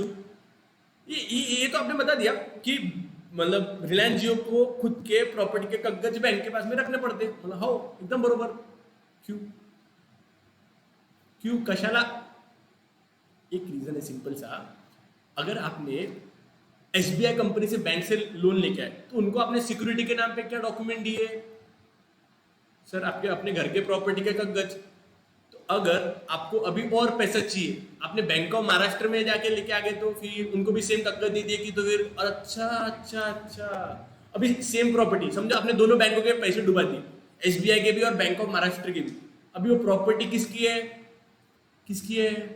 ना एसबीआई कंपनी की है ना बैंक ऑफ महाराष्ट्र की है। अच्छा दोनों की है। अभी लोन की अमाउंट थी 1 करोड़ रुपए और वो घर की कीमत निकली 10 लाख रुपए। अब लोन को रिपेमेंट कैसे करेंगे? वो प्रॉपर्टी बेच के भी पैसे कितना रिकवर होंगे? 10 लाख रुपए। या चलो एग्जांपल नंबर 2 लेते हैं। वो प्रॉपर्टी कीमत है 1 करोड़ रुपए और अपने को लोन भी मिल गया था 1 करोड़ रुपए। 1 करोड़ रुपए किससे किससे मिला था? 1 करोड़ एसबीआई बैंक से मिला था, 1 करोड़ बैंक ऑफ महाराष्ट्र से मिला था। अब दोनों ने 1-1 करोड़ रुपए दे दिया। अब वो प्रॉपर्टी की कीमत कितनी है? 1 करोड़ की। अभी 1 करोड़ मिला, ये किसको किसको देना? 1 करोड़ बैंक ऑफ महाराष्ट्र को देना कि 1 करोड़ रुपए एसबीआई को देना? 1 करोड़ एक ही बार प्रॉपर्टी बेची देंगे ना। अच्छा सर, तो ये बैंक वालों को सेफ्टी देने के लिए करी है कि वो किसी और पर्सन को वो नहीं दे। अरे यार बैटरी डाउन हो गई, 2 सेकंड रुका। बैंक को किसी और पर्सन को वो लोन नहीं देना चाहिए, इस वजह से उन्होंने सेफ्टी पर्पस के लिए ऐसा करते हैं। अच्छा अच्छा अच्छा अच्छा, तो वो मॉर्गेज करवाना कंपलसरी रहता है। सर अगर एक क्वेरी और है हमने डुप्लीकेट कॉपी बनाए होंगे तो डुप्लीकेट कॉपी अब वो बैंक वाले लेती नहीं है आपकी। और दूसरा, आपको रजिस्ट्रार के पास में आपको रजिस्ट्री करनी पड़ती है कि हमने इसके ऊपर बोझा चढ़ाया हुआ है। तो एक प्रॉपर्टी के ऊपर डबल से बोझा नहीं चढ़ता अनलेस अनटिल वो प्रॉपर्टी की कीमत बहुत ज्यादा होगी। मतलब क्या सर, हमारे मेरे घर की प्रॉपर्टी 10 करोड़ रुपए की वैल्यूएशन आती है उसकी। 10 करोड़ में से मैंने एसबीआई कंपनी के पास में क्या, एसबीआई कंपनी को बोला मेरी प्रॉपर्टी गिरवी रखो, मेरे को 1 करोड़ रुपए का लोन दो। मेरी प्रॉपर्टी की कीमत कितनी है? 10 करोड़। मेरे को लोन कितना मिला? 1 करोड़ रुपए। मैं डबल गया एसबीआई कंपनी वाले के पास में। एसबीआई कंपनी वाले बोलते सर हम डबल से लोन नहीं दे सकते आपको। बोला क्यों? बोले नहीं सर हमारी पॉलिसी, हम एक ही बार में पूरा का पूरा लोन देते, बाद में देती ही नहीं हम। बोला ठीक है, तुमने देंगे दूसरी बैंक देगी। मैं दूसरी बैंक के पास में गया, उनको बोला मतलब मेरे प्रॉपर्टी के कागज जो और मुझे डबल से लोन दो। वो बोलते सर आपकी प्रॉपर्टी के ऊपर तो एसबीआई कंपनी ने बोझा चढ़ा हुआ है। बोला बेटा उन्होंने 1 करोड़ रुपए का ही लोन दिया। मेरी प्रॉपर्टी को आज भी तारीख में अगर आपने घर को बेचे ना तो उसकी 10 करोड़ की वैल्यू है, तो 1 करोड़ रुपए इनको दे देना, बाकी तो है ना आपके पास में। अच्छा तो सर जितनी ज्यादा का लोन कितना कितना दे सकते हैं? जितनी प्रॉपर्टी की वैल्यू रहेगी। सर ये प्रॉपर्टी का मॉर्गेज कराना कंपलसरी होता है क्या? यस कंपलसरी होता है, उसके बिना लोन नहीं मिलता है। अब अपन समझ में आते, जब भी अपने को रिलायंस जियो को लोन देना होगा तो उनको अपनी परचेसिंग बिल की डीड जो कागज पत्र रहेंगे तो बैंक के पास में देना जरूरी है क्या? यस। उसके बाद में ही क्या बैंक इनको लोन देंगी क्या? यस, देखो पैसे जा रहे हैं। यस सर, समझ में आया। लेकिन अगर सपोजिंगली बैंक की जगह पर मुकेश भाई ने अगर कंपनी को पैसे दिया तो क्या कंपनी रिलायंस जियो को मुकेश भाई को बिल्डिंग के डॉक्यूमेंट देना जरूरी है क्या? बिल्कुल नहीं, बिल्कुल नहीं, बिल्कुल नहीं। बिकॉज मुकेश भाई कंपनी को मालिक की हैसियत से पैसे दे रहे हैं। क्या मुकेश भाई कंपनी को लोन दे रहे हैं क्या? बिल्कुल नहीं, बिल्कुल नहीं, बिल्कुल नहीं। वो इतनी बड़ी स्टोरी क्यों समझाया? सिर्फ एक पॉइंट को समझाने के लिए कि जब भी कंपनी का ओनर कंपनी को पैसा देगा तो वो केस के अंदर बिल्डिंग के कागज पत्र डॉक्यूमेंट मुकेश भाई को शेयर होल्डर को देने की जरूरत नहीं रहती है। अच्छा अच्छा अच्छा अच्छा, इसको बोलते हैं no creation of charge. Charge मतलब जब गिरवी रखना उसको बोझा चढ़ाते हैं ना अपन, रजिस्टर करते हैं, बिल्डिंग के डॉक्यूमेंट देते हैं, उसको बोलते हैं क्रिएशन ऑफ चार्ज। क्या बोलते हैं उसको? Creation of charge. तो जब भी बैंक को मतलब कंपनी को लोन होना होगा तो कंपनी को डॉक्यूमेंट देना जरूरी है क्या? बिल्कुल जरूरी है। लेकिन जब मुकेश अंबानी कंपनी के मालिक कंपनी को पैसा देंगे, दो टाइम पे लोन देना, टाइम पे डॉक्यूमेंट देना जरूरी है क्या? बिल्कुल नहीं, बिल्कुल नहीं, बिल्कुल नहीं। अपन पॉइंट को पढ़ते क्या बोलते हैं? The equity shareholder do not carry any charge over the assets of the company. Assets मतलब कंपनी की बिल्डिंग, कंपनी का असेट नहीं, land, building, plant and machinery company के असेट रहते हैं, तो वो बोझा अपन किसके ऊपर भी चढ़ा सकते हैं, ऐसा कोई जरूरी नहीं रहता। कंपनी को हमेशा बिल्डिंग ही देना पड़ेगी। बिल्डिंग एक टाइप का असेट है। अभी सपोज मेरे पास में कोई मशीनरी होगी 4 करोड़ रुपए की मशीनरी, तो मैं मशीनरी के अगेंस्ट में जाके लोन ले सकता, बैंक वाले लोन देते हैं आपको, ठीक है? यस सर, समझ में आया। तो क्या जब मुकेश भाई कंपनी को पैसा देंगे तो किसके अंदर क्या इनको बिल्डिंग के डॉक्यूमेंट देने की जरूरत है क्या? बिल्कुल नहीं, बिल्कुल नहीं, बिल्कुल नहीं। समझा क्या बच्चों? यस सर, एक बार पॉइंट को घूरो, एक बार रिकॉल करो। मैं 2 सेकंड में चार्जिंग का बटन चालू करके आया।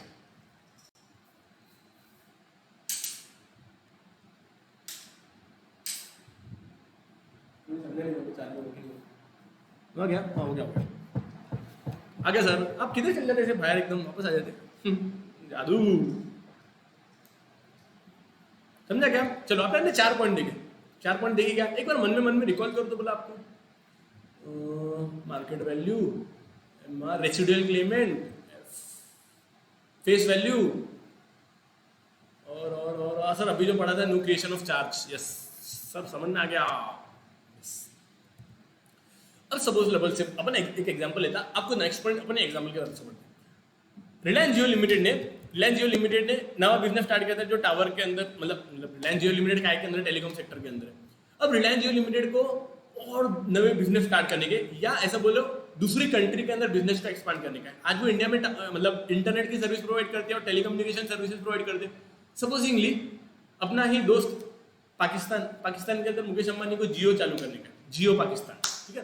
वैसे जियो इंडिया है ना, वैसे जियो पाकिस्तान, सर पाकिस्तान नहीं, श्रीलंका भी खराब चल रहा है आजकल, अपने साथ में संबंध अच्छे नहीं है। और किसका काम कर सकते अपन, सर चाइना, अरे चाइना के लोगों को अपन वेल्ला करेंगे, ठीक है। चाइना के अंदर अपन अपने मुकेश भाई घुस गए कि अभी मैं तुम्हारे को मतलब क्या बोलते हैं आत्मनिर्भर भारत, तो हमने चाइना के अंदर तक पहुंच गए, इतने भारी हम।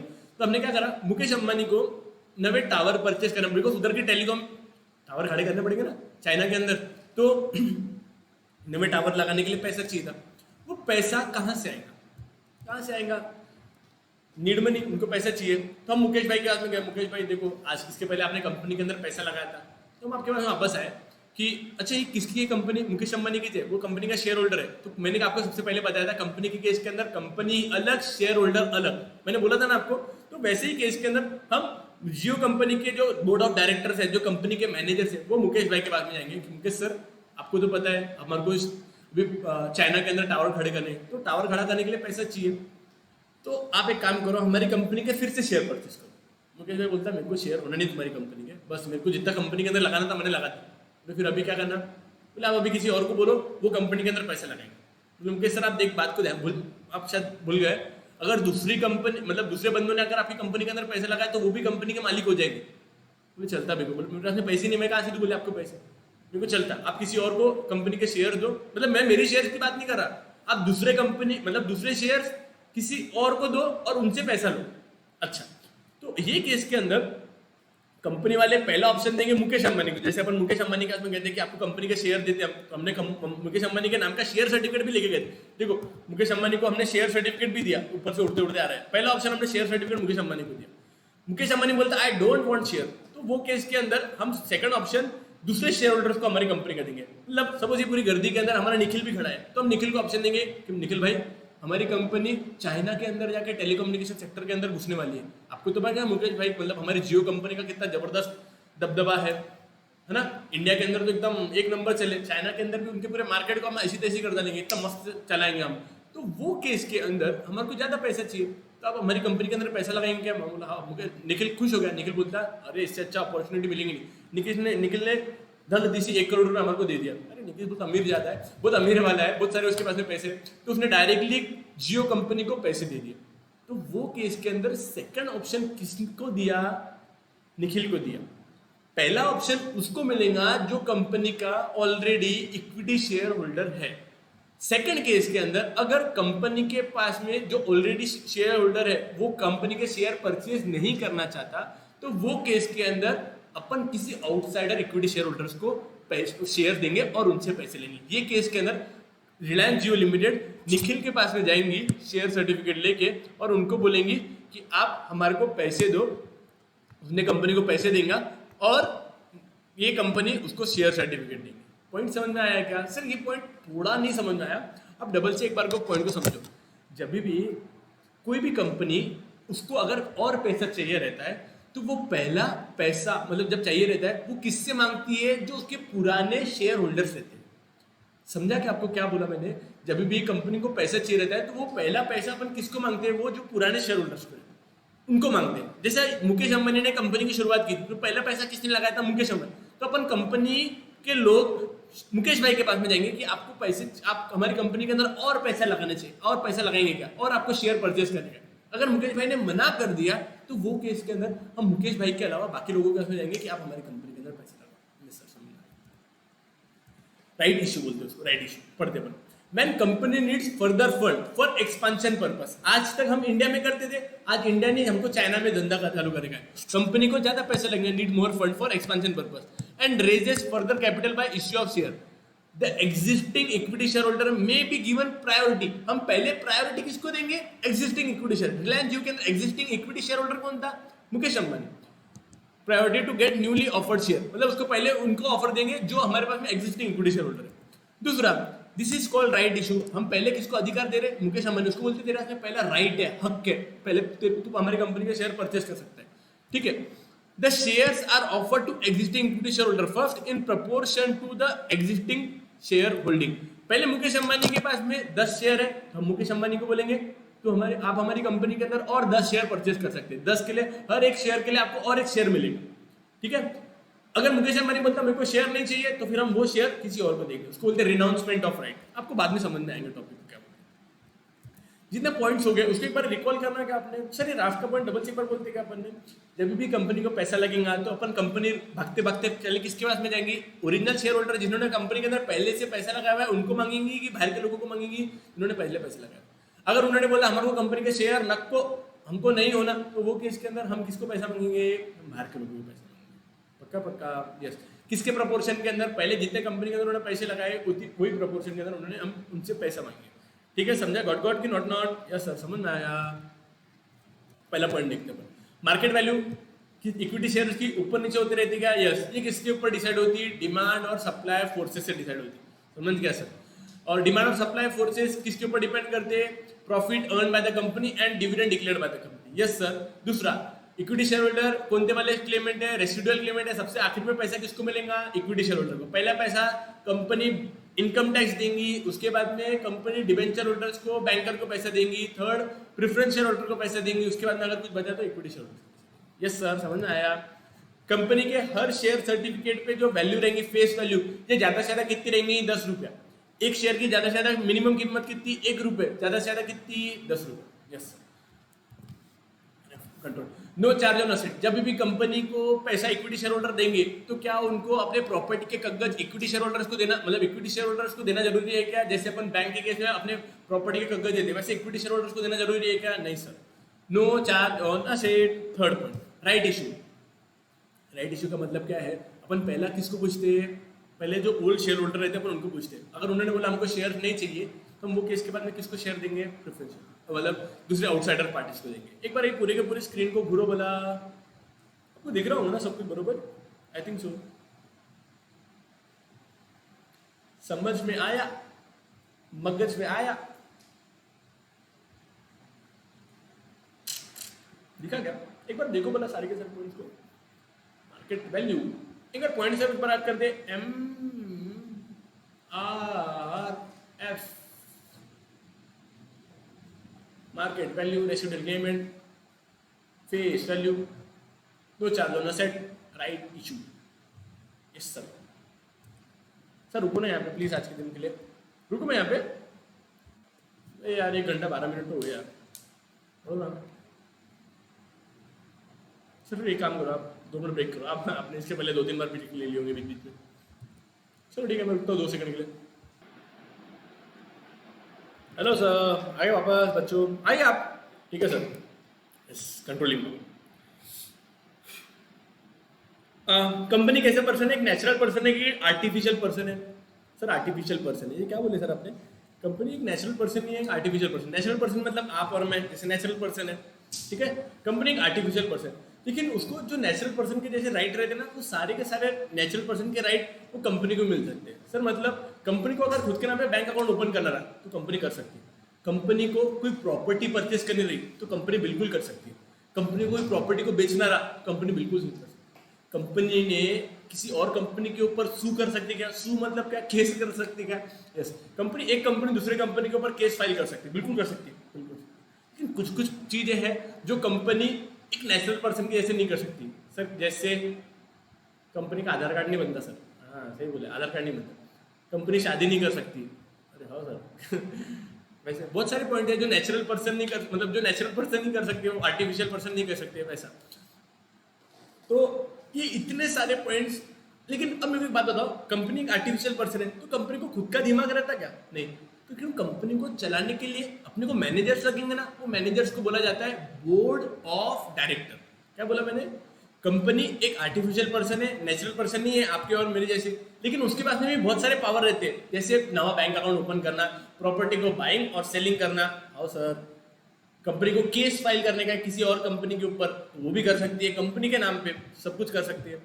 लेकिन कुछ कुछ जैसे आधार कार्ड निकाल नहीं सकती, कंपनी शादी नहीं कर सकती, ऐसे बहुत सारी चीजें नहीं कर सकती।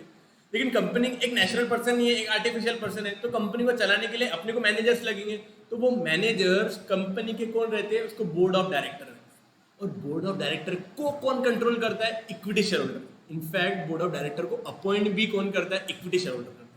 तो कंपनी के अंदर बोर्ड ऑफ डायरेक्टर को कंट्रोल कौन करेगा? Equity share holder. तो वही पॉइंट आता है controlling power. Equity share holders के पास में कंट्रोलिंग पावर रहते हैं। जैसे ये कंपनी है सपोज रिलायंस जियो लिमिटेड, रिलायंस जियो लिमिटेड को मैनेज कौन करेगा? बोर्ड ऑफ डायरेक्टर्स, मतलब उसके मैनेजर्स को। बोर्ड ऑफ डायरेक्टर बोले तो मैनेजर, मैनेजर क्या करते हैं? मैनेज करता है ना कंपनी को वैसे, ठीक है। और डायरेक्टर्स को कौन मैनेज करेगा? मुकेश भाई, रिलायंस जियो लिमिटेड। क्या प्रेफरेंस शेयर होल्डर्स कंपनी को मैनेज करते क्या? नहीं नहीं नहीं नहीं नहीं।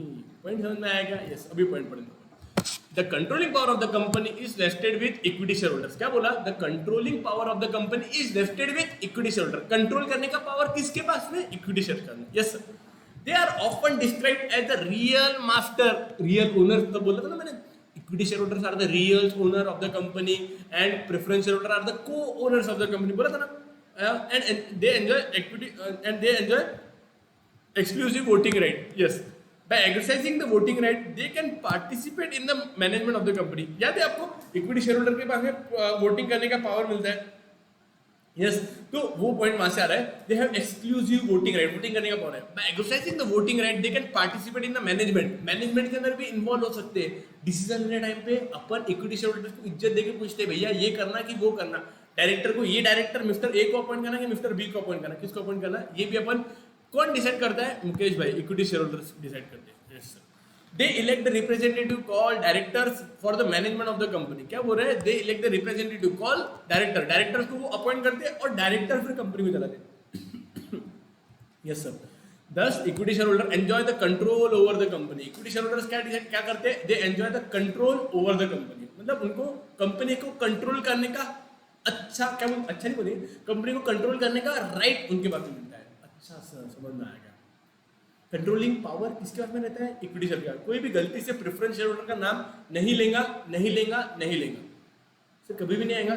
एक दो केसेस के अंदर आएगा, अपन बाद में डिस्कस करेंगे। अगर अपन प्रेफरेंस शेयर होल्डर को डिविडेंड नहीं देते ना, तो उनको as equal as equity share holder ही मान लिया जाता है ना। तो अपन आगे देखेंगे।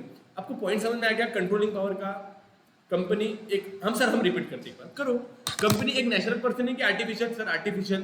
कंपनी को खुद का दिमाग रहता है कि कंपनी को चलाने के लिए अपने को और मैनेजर अपॉइंट करने पड़ते हैं? यस।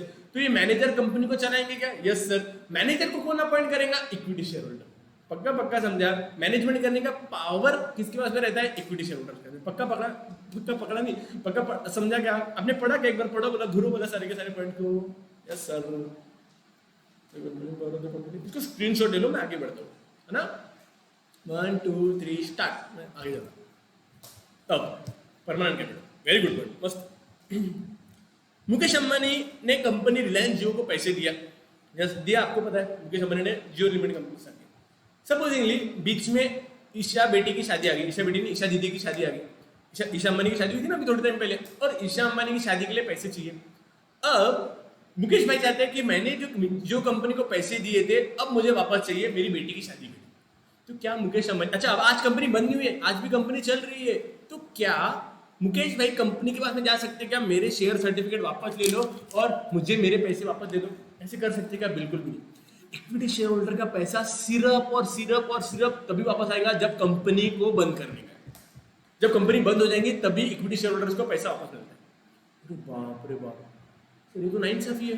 नाइंसाफी कैसी? मतलब जब तक अभी समझो, जैसे ईशा बेटी की शादी, कभी भी कोई भी परिस्थिति आती, उनको पैसे अर्जेंटली होना, फिर वो केस में क्या पैसे वापस ही नहीं मिलेंगे? हम पैसे वापस मिलेंगे कैसे? वापस मिलेंगे, मुकेश अंबानी चाहे तो वो अपने शेयर किसी और पर्सन को जाके बेच सकते हैं। सर मुकेश अंबानी ने 1 लाख करोड़ रुपए लगाए थे, 1 लाख करोड़ रुपए कौन देगा मुकेश अंबानी को? एक बंदे को तो ना बेचने, किसी और को बेच सकते। ऐसे भी बहुत सारे लोग हैं जिनके पास में इतनी बड़ी नेटवर्क रहती है, जो कंपनी के अंदर इतने पैसे लगा सकते हैं। तो वो कंपनी उनको पैसा, मतलब उनको कंपनी के शेयर दे सकते हैं मुकेश भाई, और उनसे पैसा रिकवर कर सकते हैं। नहीं तो फिर अपना निखिल बैठा है, निखिल को देंगे और कंपनी को देंगे। निखिल का भी 1 लाख करोड़ है, निखिल का बहुत पैसा है, आप टेंशन मत लो उसका। आपको परमानेंट कैपिटल का मतलब समझा क्या? परमानेंट कैपिटल को पैसा सिर्फ वही केस में मिलेगा जब कंपनी क्लोज डाउन होगी। अपन एक बार का एग्जाम्पल देखते हैं। मुकेश अंबानी ने रिलायंस जियो लिमिटेड को पैसे दिए, देखो पैसे जा रहे हैं। आगे चल के जब अगर कंपनी बंद होंगी तो वही केस के अंदर मुकेश भाई को पैसे वापस मिलेंगे, अदरवाइज पैसे वापस मिलेंगे क्या? नहीं। The equity share holders are irredeemable. Irredeemable का मतलब नहीं समझ गया, नॉन रिफंडेबल का मतलब समझ लो। क्या है नॉन रिफंड? मतलब क्या, इक्विटी शेयर होल्डर को पैसे वापस नहीं देंगे, नहीं देंगे, नहीं देंगे। कब तक नहीं देंगे? जब तक कंपनी बंद नहीं होगी। अब रिलायंस जो बंद हुई क्या? नहीं sir, during the life time of the company. Life time of the company मतलब जब तक कंपनी चल रही है, चल रही है, चल रही है, कंपनी के शेयर होल्डर को पैसा वापस देंगे क्या? नहीं, नहीं, नहीं। कब भी कंपनी पैसा वापस कब देंगी? सिर्फ एक केस में, जब कंपनी बंद होंगी। लेकिन अगर इन बिटवीन मुकेश अंबानी को पैसे की जरूरत हो गई तो मुकेश अंबानी क्या करेंगे?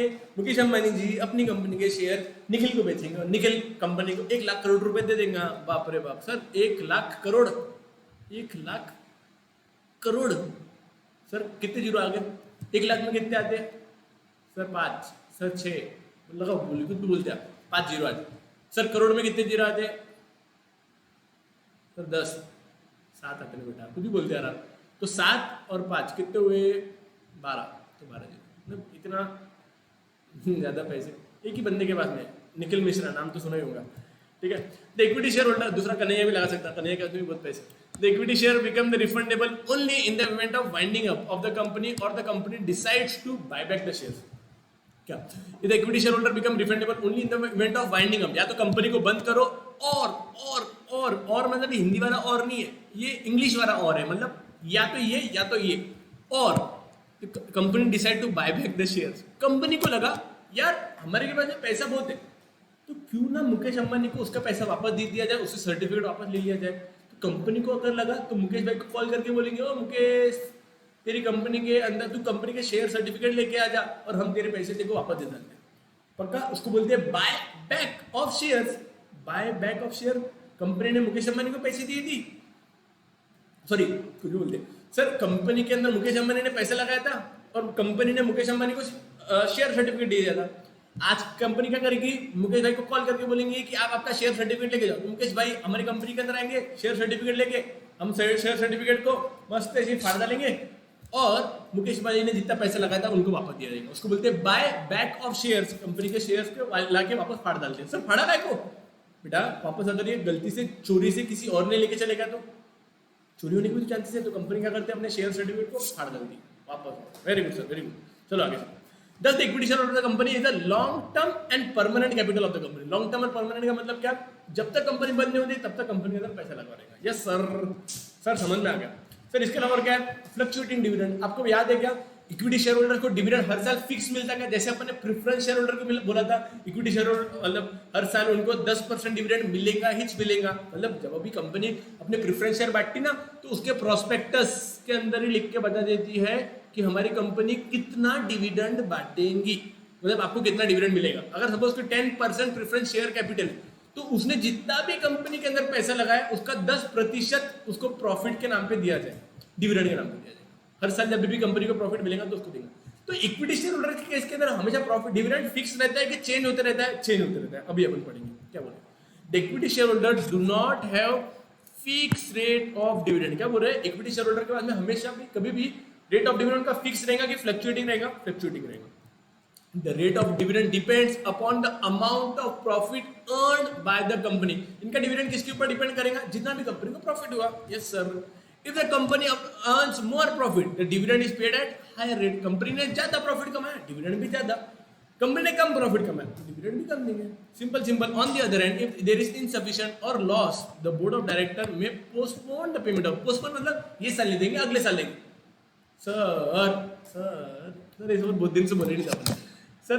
ये क्या बोला सर? और सर मतलब क्या? अगर आपकी कोई क्वेरी है तो आप ऐसे टाइप पूछो। तो सर हमारी कोई क्वेरी है, किस चीज की क्वेरी है सर? सपोजिंगली 18-19 के अंदर आपने कंपनी को डिविडेंड कुछ भी नहीं बांटा, इक्विटी शेयर होल्डर कुछ भी डिविडेंड नहीं दिया, 18-19 में कुछ भी नहीं दिया। 19-20 का आपके पास में बम प्रॉफिट है, बम बम बम बहुत सारा प्रॉफिट है। तो वो केस में सिर्फ 19-20 का प्रॉफिट देंगे कि 18-19 और 19-20 दोनों साल का प्रॉफिट देंगे? अरे बाप रे, ये कौन बोला? बोले एक अच्छे बच्चे ने पूछा मुझे मेरी, सर अगर इक्विटी शेयर होल्डर को किसी एक साल के अंदर हमने डिविडेंड नहीं बांटा और दूसरे साल के अंदर, क्या दोनों साल का प्रॉफिट बांटना पड़ेगा क्या? बिल्कुल भी नहीं। इक्विटी शेयर होल्डर्स को जो साल के अंदर प्रॉफिट होता है वही साल के अंदर देना पड़ता। अच्छा सर दूसरे साल के अंदर हमने ज्यादा प्रॉफिट दे दिया, मतलब वही साल में दिया लेकिन ज्यादा प्रॉफिट दे दिया, वो चलता। लेकिन ऐसा बोल के नहीं ये पिछले साल का डिविडेंड ले रहे बाबा, ऐसा नहीं चलता। जो साल के अंदर वही साल के अंदर प्रॉफिट देके निपटाना पड़ता, बिजनेस को बंद करना, मतलब बिजनेस को बंद नहीं करना पड़ता, मतलब बुक्स ऑफ अकाउंट को बंद करना पड़ता। समझ में आ गया sir? The equity share holders get dividend at fluctuating rate, एक साल डिविडेंड ज्यादा, एक दूसरे साल डिविडेंड। दूसरा पॉइंट आता है बोनस इशू। बोनस इशू का मतलब क्या होगा? इतना चिल्ला चिल्ला के बोलना पड़ता है ना, बोला दुखता है यार। बोनस इशू का मतलब क्या होता है?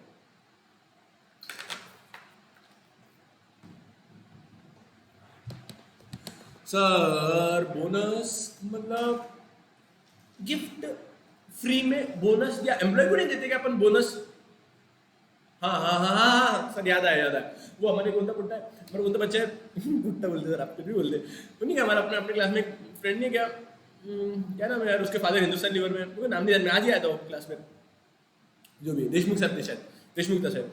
अब वो आया भी, सपोज कंपनी उनको एम्प्लॉयज को अपने मतलब एम्प्लॉयज को बोनस देती ना, सैलरी में कुछ एडिशनल कैश, उसको बोनस बोला जाता है। तो सर इनको इक्विटी शेयर होल्डर को कैश देते क्या अपन? कैश के शेयर मतलब कैश नहीं देते उनको, फ्री में शेयर्स बांटते, फ्री में शेयर्स बांटते। चलो ऐसे नहीं समझेगा, आपको कहानी सुनाते हैं। हमारी कंपनी बीएमए प्राइवेट लिमिटेड है ना, हमारी कंपनी को बम प्रॉफिट हुआ, 1-1 करोड़ रुपए का, नाम तो सुने होंगे आपने, हर साल 1-1 करोड़ का प्रॉफिट होता है। हमारी कंपनी के अंदर 3 शेयर होल्डर, कौन कौन? अक्षय सर, सौरभ सर और हमारा निखिल, 3 लोग होते हैं। 1 करोड़ का प्रॉफिट हुआ, हमने डिविडेंड बांटे। निखिल जो एकदम तक्का, तो निखिल देखो मैंने पहले बोला था हमारे को प्रॉफिट हुआ तो देंगे। बोले हाँ सर, लेकिन यार दोनों थोड़ा बहुत तो निखिल ये केस, ये एग्जांपल के अंदर निखिल हमारा इक्विटी शेयर होल्डर है, ऐसा समझ के चलो। तो निखिल को बोला हमने, निखिल यार सॉरी बेटा, अभी ये साल तो हमारे को प्रॉफिट हुआ लेकिन हम कुछ नहीं देंगे। ठीक है सर, अगले साल का मैंने निखिल को बोला, निखिल ये बार हमारी कंपनी ने 2 करोड़ रुपए का प्रॉफिट कमाया। और बोले सर मैं आ रहा शाम में मिठाई का डब्बा लेके, मेरे को आप प्रॉफिट एक बार डिविडेंड देना। बोला निखिल तू आ मिठाई का डब्बा लेके आ, कोई दिक्कत नहीं है, लेकिन हम तेरे को डिविडेंड नहीं देंगे। ओ सर ऐसा नहीं चलता, हमारे को आपको कुछ प्रॉफिट देना पड़ेगा। सॉरी निखिल, हमारा एक नवा अच्छा प्रोजेक्ट है, लेकिन नहीं ना सर थोड़ा बहुत बोला निखिल सॉरी। तीसरे साल मैंने डबल से निखिल को बोला, निखिल मिठाई का डब्बा लेके आई हो। बोले सर मेरे को लेके नहीं आने वाला, आप प्रॉफिट होता, ये बार कंपनी को 10 करोड़ का प्रॉफिट हुआ, सब कुछ हुआ, लेकिन आप डिविडेंड नहीं देते यार मेरे को। बोला निखिल एक काम कर दे, तेरे को डिविडेंड तो नहीं लेकिन तेरे को फ्री के शेयर दे देना क्या हमने। बोले क्या? बोले सर रुको मैं मिठाई का डब्बा लेके आया। बोला निखिल लेके आ जा, अपन बात करते हैं। ऑफिस में आया निखिल, मैं निखिल को बोला निखिल हमारी कंपनी को पैसे की सख्त जरूरत है। बोले इतना तो है, 10 करोड़ का है, पहले 2-3 करोड़ का प्रॉफिट बचेगा आपके पास में, वो तो है। तो हम वही बोल रहे, हम देखो ये डिविडेंड के फॉर्मेट में नहीं देते, अपन क्या करते, एक नवी ट्यूशन क्लास खोलते। कहाँ पे? अपन खोलेंगे पूरे इंडिया लेवल पे ट्यूशन क्लासेस खोलेंगे, बीएमए प्राइवेट लिमिटेड। किस जगह से प्रॉफिट आएगा, वो प्रॉफिट अपन बाद में बांटेंगे ना यार। देखो आज की तारीख में अपन ये देखो शेयर दे देते हम फ्री में, तो कंपनी का और भी ज्यादा हिस्से का मालिक बन जाएगा। और आगे जाके जब भी कंपनी इतने सारे जगह पे ब्रांचेस खोलेंगे तो पैसा लगेगा ना, कि 13 करोड़ रुपए से अपन क्या करेंगे, पहले के 3 करोड़ अभी के 10 करोड़, अपन ये पैसे को लेके पूरे इंडिया में ब्रांचेस खोलते, और पूरे इंडिया में ब्रांचेस खोलने में अपने बहुत सारे बच्चे आएंगे, तो बहुत सारा पैसा आएगा, बहुत सारा प्रॉफिट होगा। तो फिर वो टाइम पे देखो डिविडेंड। निखिल मान गया, निखिल को हमने फुकट में शेयर सर्टिफिकेट दे दिए, निखिल से कुछ भी कैश नहीं लिए। तो जो ये शेयर फुकट में दिए इसको बोला जाता है बोनस शेयर्स। क्या बोला जाता है? Bonus shares. समझे? समझ जीरो जैसा वही केस के अंदर मुकेश अंबानी रिलायंस जियो लिमिटेड अपने शेयर होल्डर्स को फ्री में शेयर सर्टिफिकेट बांटेंगे। देखो जा रहे शेयर सर्टिफिकेट दिखा। बोनस शेयर्स का मतलब समझ में आ गया? बोनस इश्यू भी बोलते हैं, बोनस शेयर्स भी बोलते हैं। यस सर, आपको एग्जांपल समझ में आया निखिल का पूरा? Yes yes, got not. Shares without cash बोलते हैं, ऐसे बोल सकते हैं bonus share. The bonus shares are issued as gift. Gift मतलब क्या? गिफ्ट के लिए आपको कुछ पेमेंट देना पड़ता है क्या? अरे मैं क्या बोल रहा, गिफ्ट के लिए आपको कुछ पैसे देने पड़ते क्या? नहीं। तो इक्विटी शेयर होल्डर, तो ये फुकट के शेयर अपन किसको उसको बांटेंगे? इक्विटी शेयर होल्डर्स को। समझ में आ गया sir? These shares are issued free of cost to existing equity share। ये फुकट के शेयर अपन किसको बांटेंगे? जो हमारे कंपनी के अंदर एग्जिस्टिंग शेयर होल्डर है। These shares are issued out of accumulated profit। accumulated profit मतलब क्या? जो कंपनी का जो बचा हुआ प्रॉफिट था, जो कंपनी ने डिविडेंड नहीं बांटा था, वो प्रॉफिट को यूटिलाइज करके कंपनी फुकट में शेयर होल्डिंग। हाँ सर, आपने थोड़ी देर पहले बोला था आपको पहले साल में 1 करोड़ का प्रॉफिट हुआ था, दूसरे साल में 2 करोड़ का प्रॉफिट हुआ, तीसरे साल में 10 करोड़ रुपए का प्रॉफिट हुआ था। ये प्रॉफिट को जो बचा बचा के आपने फुकट में शेयर बांटे, वही तो बोल रहा। This share are issued out of the accumulated profit. Very good sir. Bonus shares are issued in proportion to the share sold. ये मतलब आज निखिल को कितने शेयर देंगे अपन? फुकट में तो शेयर देंगे, लेकिन कितने? सर जितने बार मन में आ रहा होते, जितने मन में आ रहे नहीं, हम ऐसे एक रूल डिसाइड करते हैं। जिसके बाद में 100 शेयर उसको 10 शेयर मिलेंगे। मैंने क्या बोला? जिसके बाद में 100 शेयर उसको 10 शेयर मिलेंगे। जिसके बाद में 200 शेयर उसको कितने मिलेंगे? 20 शेयर। जिसके बाद में 1000 शेयर, तो सर आप जिसके पास में 100 शेयर थे उसको 10 शेयर दे रहे थे, मतलब 10% आप शेयर दे रहे। बोला हाँ। इसके बाद में 1000 शेयर, तो उसको 100 शेयर फुकट में बांटेंगे। तो क्या वही बोल रहा? बोले बोनस शेयर ऐसे मन में आए उतने दे नहीं देंगे, हम एक प्रोपोर्शन निकालेंगे।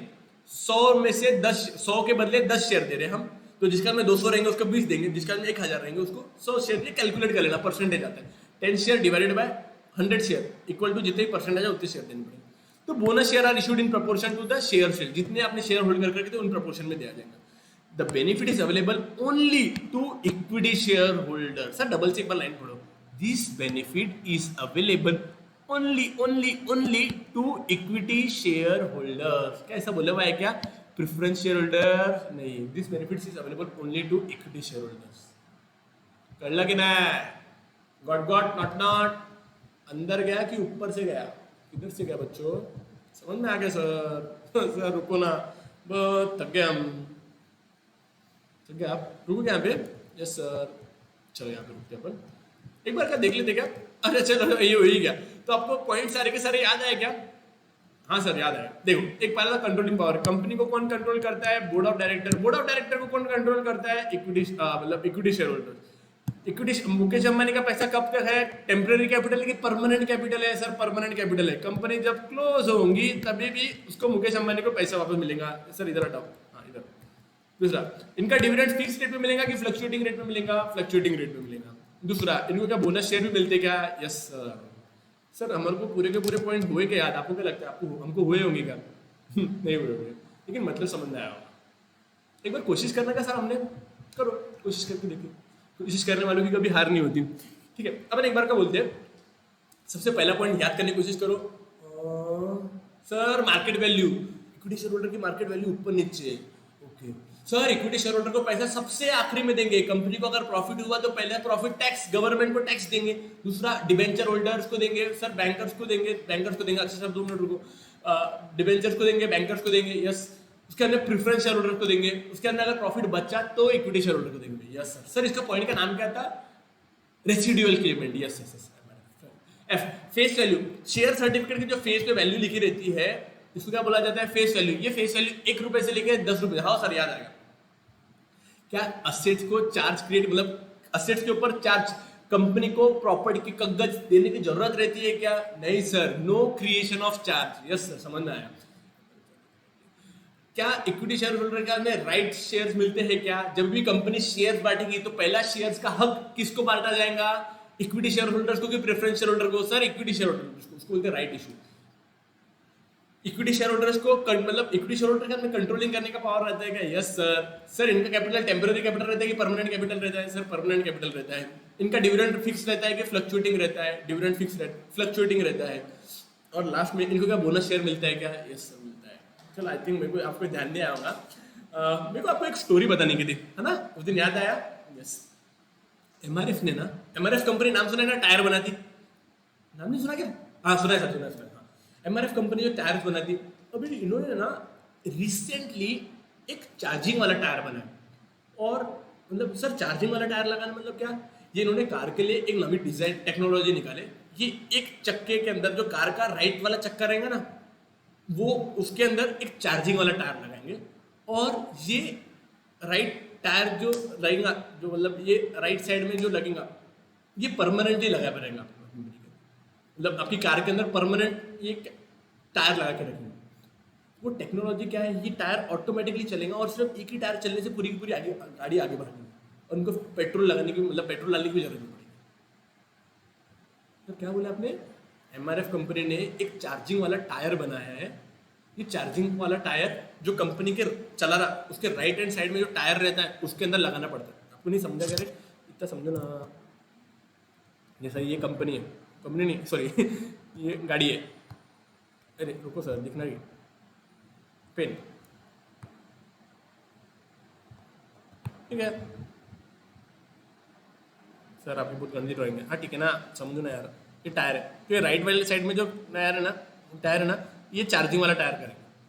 और ये चार्जिंग वाला टायर को ये परमानेंट टायर रहेगा, मतलब इसको चेंज करने की जरूरत भी नहीं पड़ेगी, एकदम परमानेंट वाला टायर रहेगा और ये हमेशा हमेशा के लिए रहेगा और इसको चार्जिंग करना पड़ेगा। पॉइंट समझ में आया? तो इसका क्या है सर, हमारे को क्या लेना देना? आपको लेना देना है, ये आंसर को लर्न करने का ये स्टाइल है। नहीं समझा सर, छोड़ो इसको, आ जाओ। मैंने क्या बोला था? एमआरएफ ने चार्जिंग वाला टायर निकाला जो राइट, मतलब राइट वाला चक्का निकाला कार के राइट चक्के में डालेंगे, बोला था ना? तो मेरे साथ में आप कुछ पॉइंट बोलेंगे क्या? यस सर बोलते हैं, बिल्कुल बोलेंगे। रुको रुको रुको, रुको रुको रुको, मेरे को दिख ही नहीं रहा, मैंने मेमोरी टेक्निक डाली थी यार इसके अंदर, शिट मैन। पंचट हो गया मेरा, पोपट हो गया मेरा, पोपट। कोई नहीं सर, आएगा, हम होंगे कामयाब एक दिन। मैंने डाला था, एक्चुअली डाला था, एमआरएफ चार्जिंग करके राइटली कंट्रोल करता है, परमानेंट कैपिटल पे डिविडेंड और बोनस मिलता है। सर क्या बोला आपने, एक बार डबल से बोलो। एमआरएफ चार्जिंग करके राइटली कंट्रोल करता है, एमआरएफ चार्जिंग करके राइटली कंट्रोल करता है, परमानेंट कैपिटल पे डिविडेंड और बोनस मिलता है। सर डबल से बोलो एक बार, M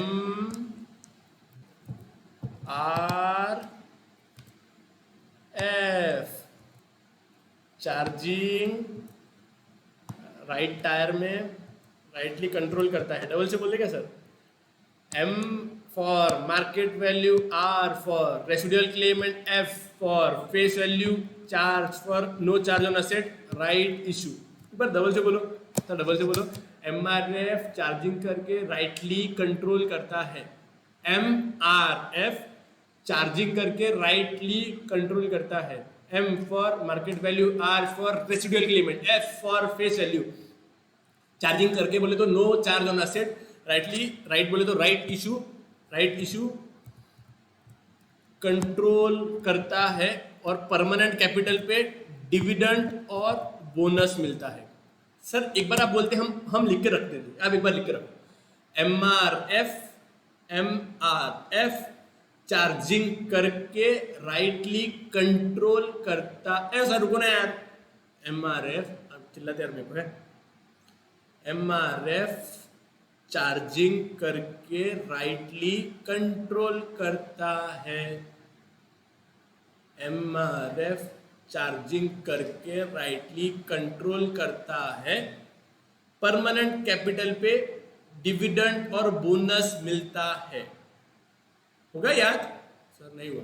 M for sir market value, R for sir residual payment, F for face value, MRF charging करके ना, no charge on asset, charging करके right issue, rightly controlling power, rightly control करता है, permanent capital पे